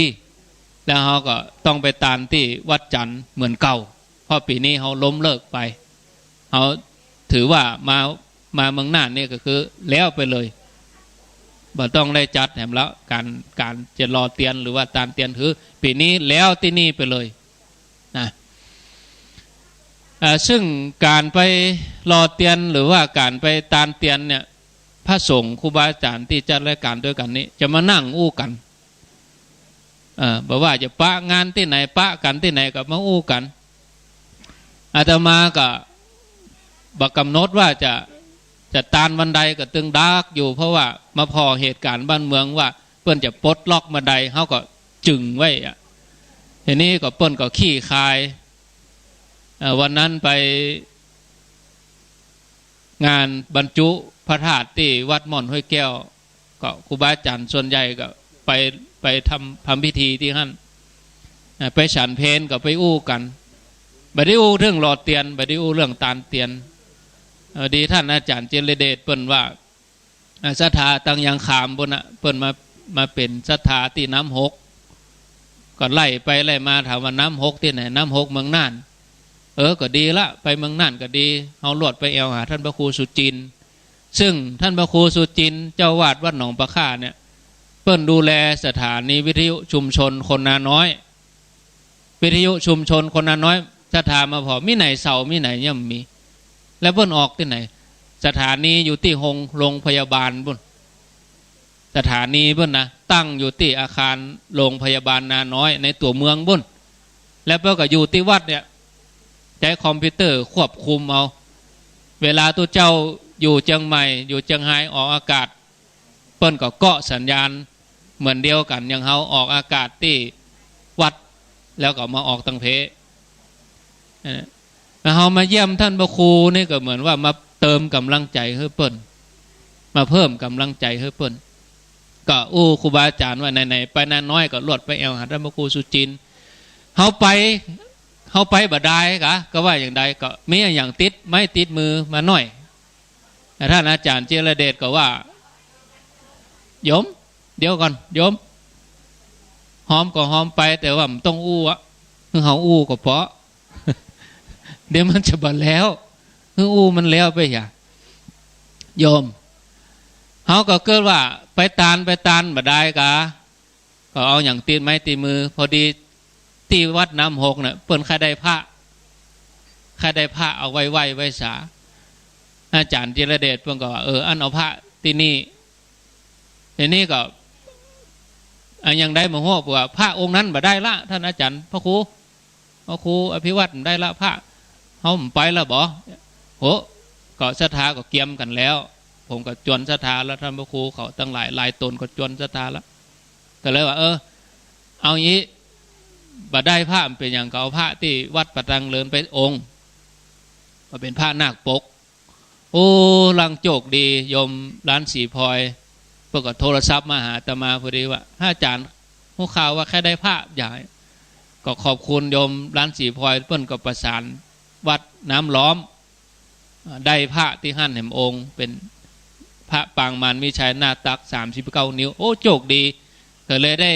พระมาตาล2 องค์พระที่วัดปันตังเลินองค์เป็นนาคปกแล้วก็ของโยมร้านสีพลอยประสานงานท่านอาจารย์เจ้าวาดวัดน้ำล้อมแต่ว่าเพิ่นก็มาที่นี่ตัวแล้วก็ไปที่วัดน้ำหกตัวเพิ่นมาแล้วเพิ่นก็ปิกเสร็จเรียบร้อยแล้วก็เขาไปเยี่ยมท่านพระครูเขาก็จวนศรัทธาไปตัวเนาะท่านพระครูตนนั้นก็จวนศรัทธาผมก็จวนศรัทธา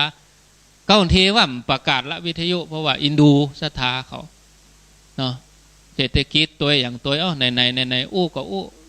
จวนไปเถอะไผ่ใครไปก็ไปก็จวนกันเริ่มตั้งแต่วันที่1ก็ฮะเพราะว่างานม่อนหัวแก้ว30 พฤษภา1 มิถุนาก็เริ่มประกาศจวนศรัทธาเขามาวันนี้เนี่ยแล้วอย่างปีนี้เขาก็กำหนดว่าถ้าปีหน้าสถานการณ์ขี้คายเขาก็ต้องรอเตียนที่จอมตองอยู่ดีแล้วก็ไปตามที่วัดจันทร์เหมือนเดิมอันนี้คือที่มาของงานวันนี้เนาะก็ต่อไปก็จะได้นิมนต์ครูบาอาจารย์เพื่อนได้อู้ศรัทธาญาติโยมที่ได้นำศรัทธาญาติโยมมากินมาตานความรู้สึกศรัทธาก็ได้หูจักตัวเจ้าที่คือมานั่งอย่างเงี้ยเพื่อชื่อศรัทธาได้หันหน้าจะเตือนด้วยปะกลางตากลางตางโอ้ท่านพระครูเคยปะกันที่หั่นเนาะเคยไปตานด้วยกันที่นี่เนาะเนาะก็เจอเนอะศรัทธาถ้าทำธุระตั้งนอกตั้งอย่างแล้วก็มานั่งด้วยกันเดี๋ยวเขาจะได้ตานกับท่านพระครูสุจินถวายให้เปิ้นที่นี่เนาะขอนิมนต์ครับท่านพระครูเรียงรายไปเลยครับท่านพระครูจันทร์พระครูสุเมธท่านพระครูวรธรรมนาถท่านพระครูสถิตแล้วก็ต่อกันไปนิมนต์ครับ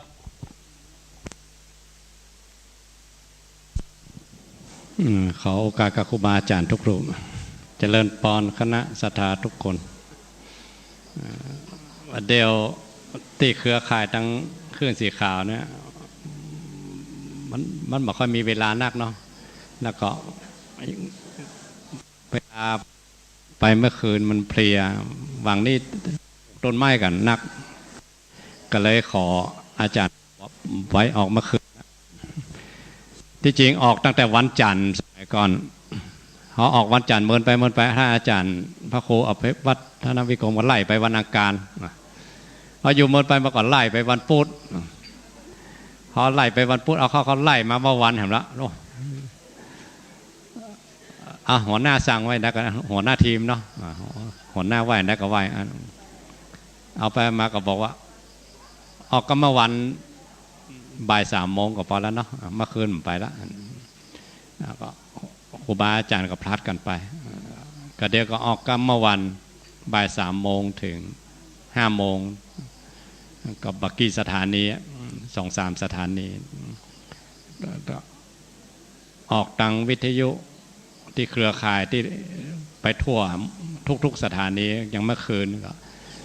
ขอเวลาอาจารย์ว่าบอกไปออกแล้วเนาะครูบาอาจารย์ตนออกมา10 กว่าปีแล้วอู้กันจนหู้ตางกันเนี่ยเนาะศรัทธาบางคนว่าออกมาลายนี่ต้องไปลายนี่แล้วหู้ตางกันนะครับขนาดนั้นเองเนาะก็เลยว่าเมื่อคืนไปออกมีโอกาสมาได้มีโอกาสดีๆมาได้ก็อย่าไปอีกแต่ว่าขอเวลาเดียวก็พอแล้วเนาะ7 วันก็ออกอย่า2 วันออก2 ชั่วโมงก็ติดตามกันเนาะบ่าย 3ถึงบ่าย 5 โมงเย็นคลื่น104เนี่ยเป็นลักไว้แล้วก็เชื่อมอีก2-3 สถานีแต่เมื่อคืนมาไปแล้วก็แล้วแต่หัวหน้าสั่งเนาะหัวหน้าสั่งเพิ่นว่าอย่างใดก็ว่าครับผมครับแต่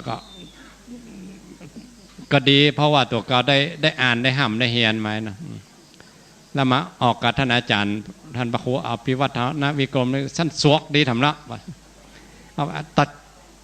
อู้กันนอกไม้เหมือนกันเนาะสวกกันเดียวไม่อยากมาตายกันกลางอากาศไหนเนาะแต่ก็หู้ต่างกันอยู่แหละเนาะเป็นจัดกันมา10 กว่าปีหู้หอมหู้ตายหู้ลายกันเนาะจะไปลายใดหู้หอมกันก็เลย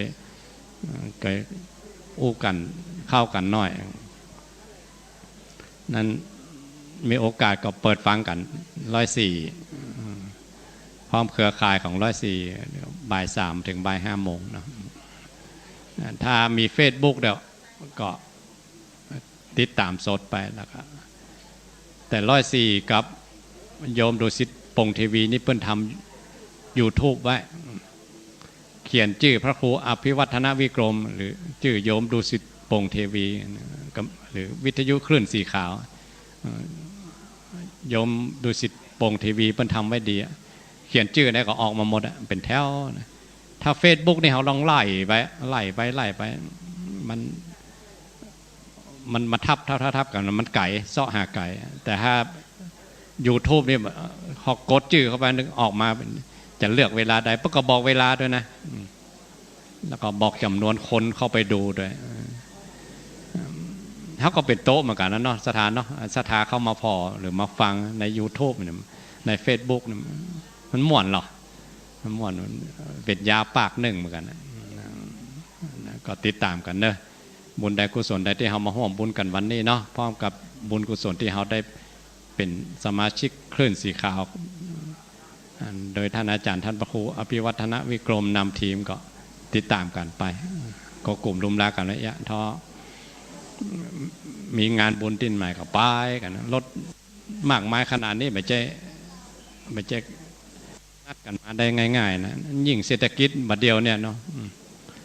บางคนถึงกับไปขอเข้าเพิ่นกินในขนาดนั้นนะอดอยากขนาดนั้นแต่พอเขาทั้งหลายพอมีละทำกันมานักละเรื่องสมบัติทั้งโลกเนาะก็มาแสวงหาสมบัติตั้งทำกันกับพอสมควรได้อีกกันเนอะบุญกรรมบุญฮักษาสาธุเดี๋ยวขั้นรายการนะโยมเนอะโยมที่ไปกินข้าวต้มน่ะที่ตักแล้วก็แล้วไปที่จะไปกินใหม่นี่บักเฮือกินเตื้อนะบักเฮือกินเตื้อปุ้น7 โมงปุ้นนะโยมแต่เนี่ยเฮามาตักกินแล้วคนที่หั่นก็ลุกไปกินแถมเนี่ยคนที่กินอิ่มแล้วมันมานี่มันนั่งรถผู้ลำเดียวเนี่ยที่อาตมาดึงเวลานี่คือว่าเปิ้นห่อเข้าแบบแล้วเตื้อเปิ้นห่อเข้าคือเฮาอยู่400ห่อแล้วก็กันละ11 ชุดแล้วเปิ้นจะเอาใส่ถุงเปิ้นเอาใส่ถุงเฮ้อถุงละ11ห่อแล้วก็เดี๋ยวไปหับเอาที่ปากประตูรถกันใดไปเพื่อเอาเข้ายื่นบางทีโยมบอกหู้ใจอาตมาตู้เจ้ามันอย่างอู้นักข้าเจ้าก็อยากเข้าเฮาก็อยากเหมือนกันนะมูเนี่ยไม่ได้กินซักโดนนั่นเนี่ยแต่เมื่อตะวาเมื่อแรงแล้วเนาะ ฉะนั้นฟังตู้เจ้านี่เหรอก่อนฟังกันนี่คือแล้วหมดแล้วก็เดี๋ยวเพื่อนจะถึงว่าเอาไปกินข้าวมาหนึ่งอย่าพร้อมกันไอ้นี้ต่างคนต่างไปเดมูนี่เหลียวเข้าใส่มันอย่าเชียงแล้วเขาต้มกูอย่าวิทย์สุดท้ายมันจะมาได้แต่ท่านพระครูมันว่าเพิ่นเตรียมพร้อมนะเติมตลอดรับรองแบบวิทย์แบบเสี่ยงนะใจเย็นๆเนอะโยมเนอะแต่ถ้าตักแล้วกินแล้วก็เป็นอย่างคะแนนเพื่อมานั่งนะอันเนี้ยไปตรงพุ่นเนี่ยหอยน้อยจาไปเห็นเนี่ย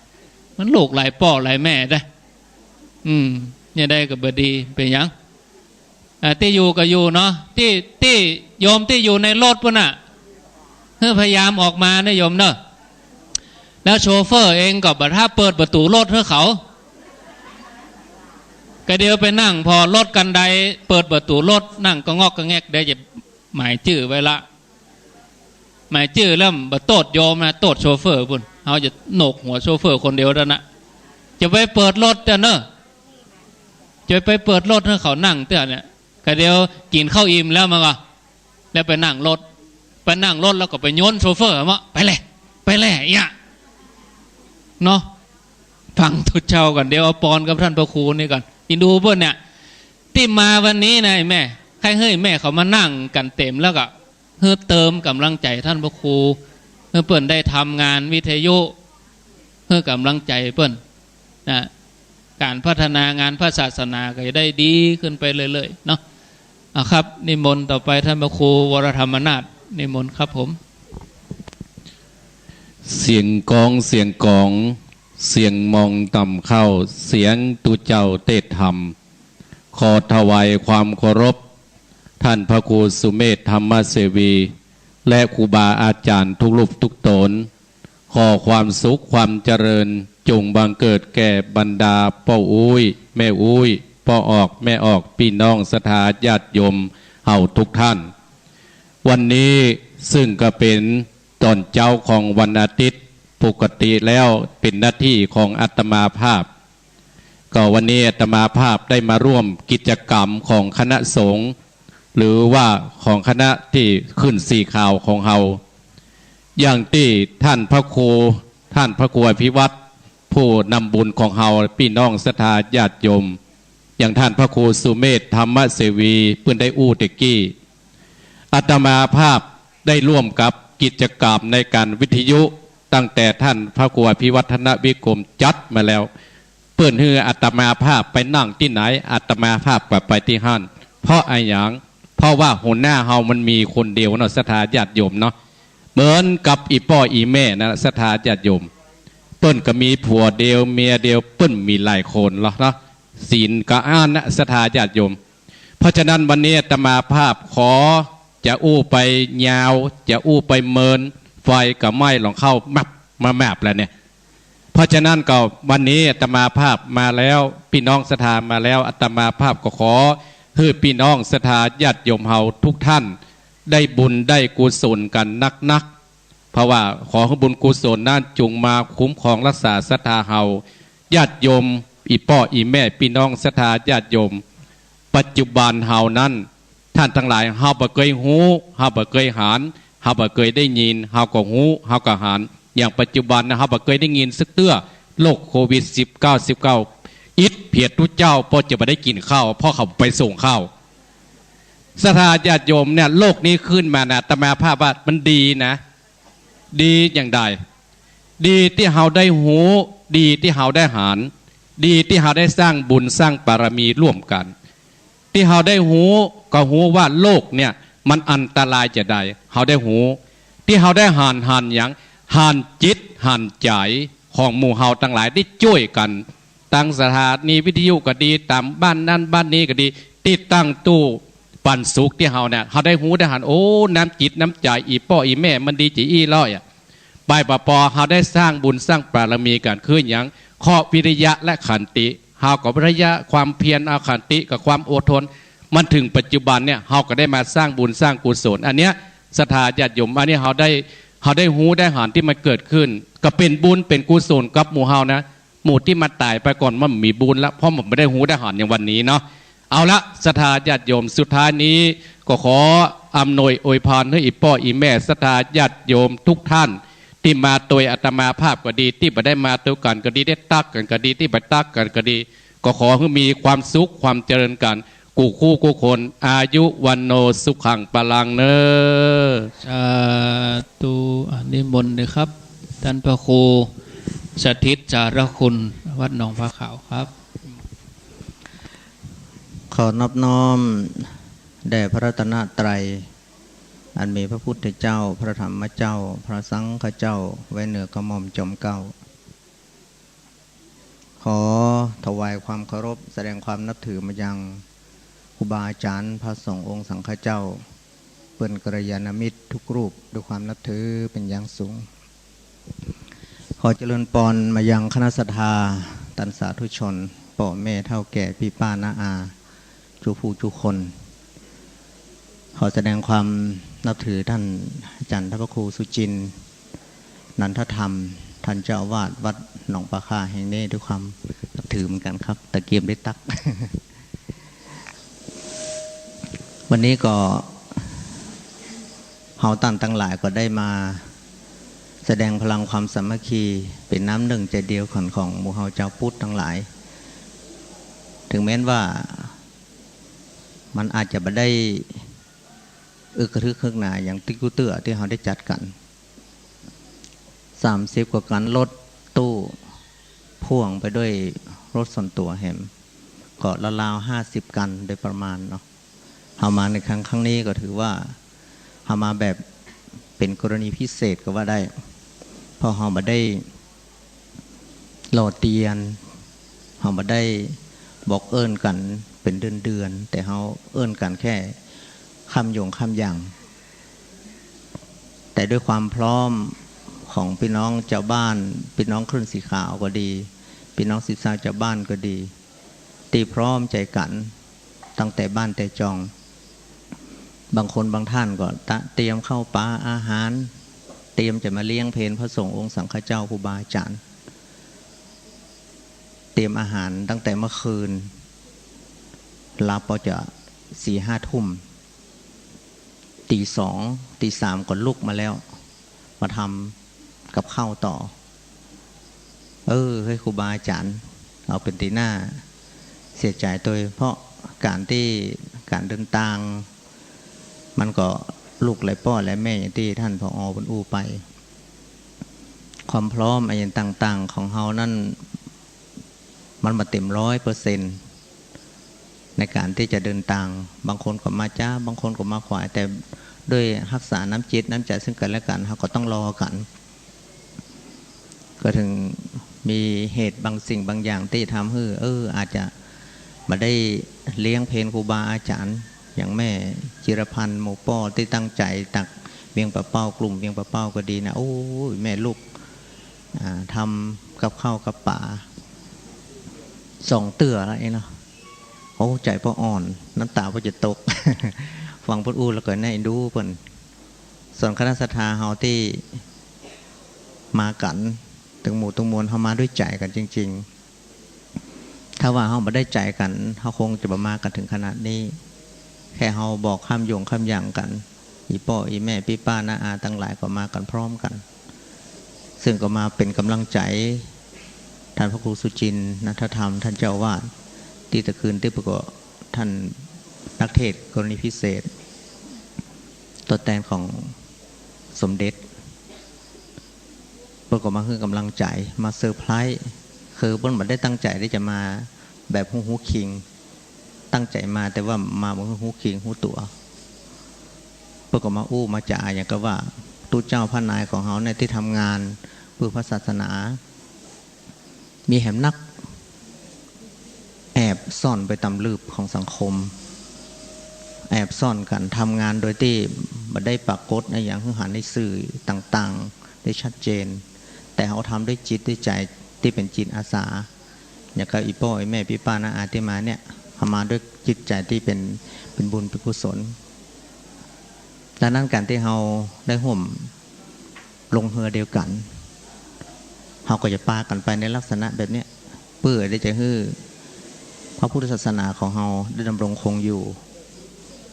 สืบลูกสืบหลานลูกหลานก็เป็นจะเป็นผู้สืบสารสืบหีดสารห้อยต่อเรา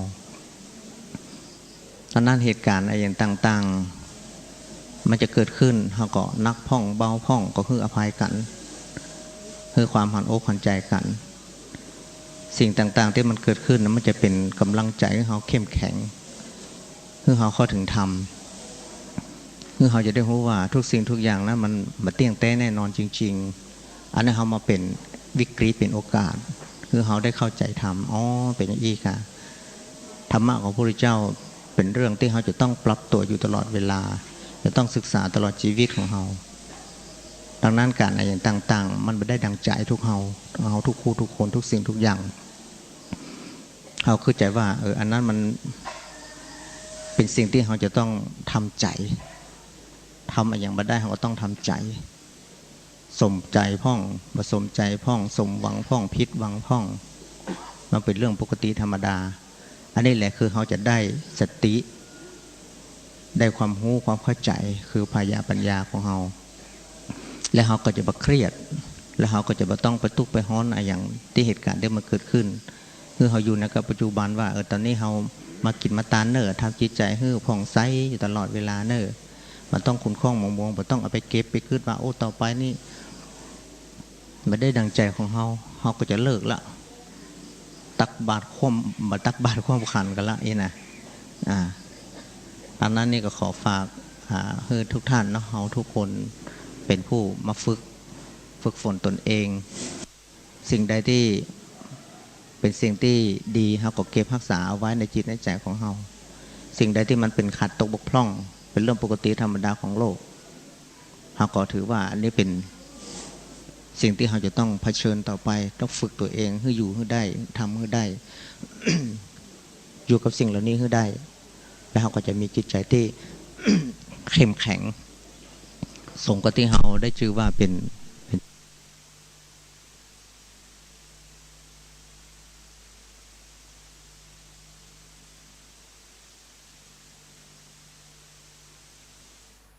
จะมีจิตใจที่ เข้มแข็งสมกับที่เราได้ชื่อว่าเป็น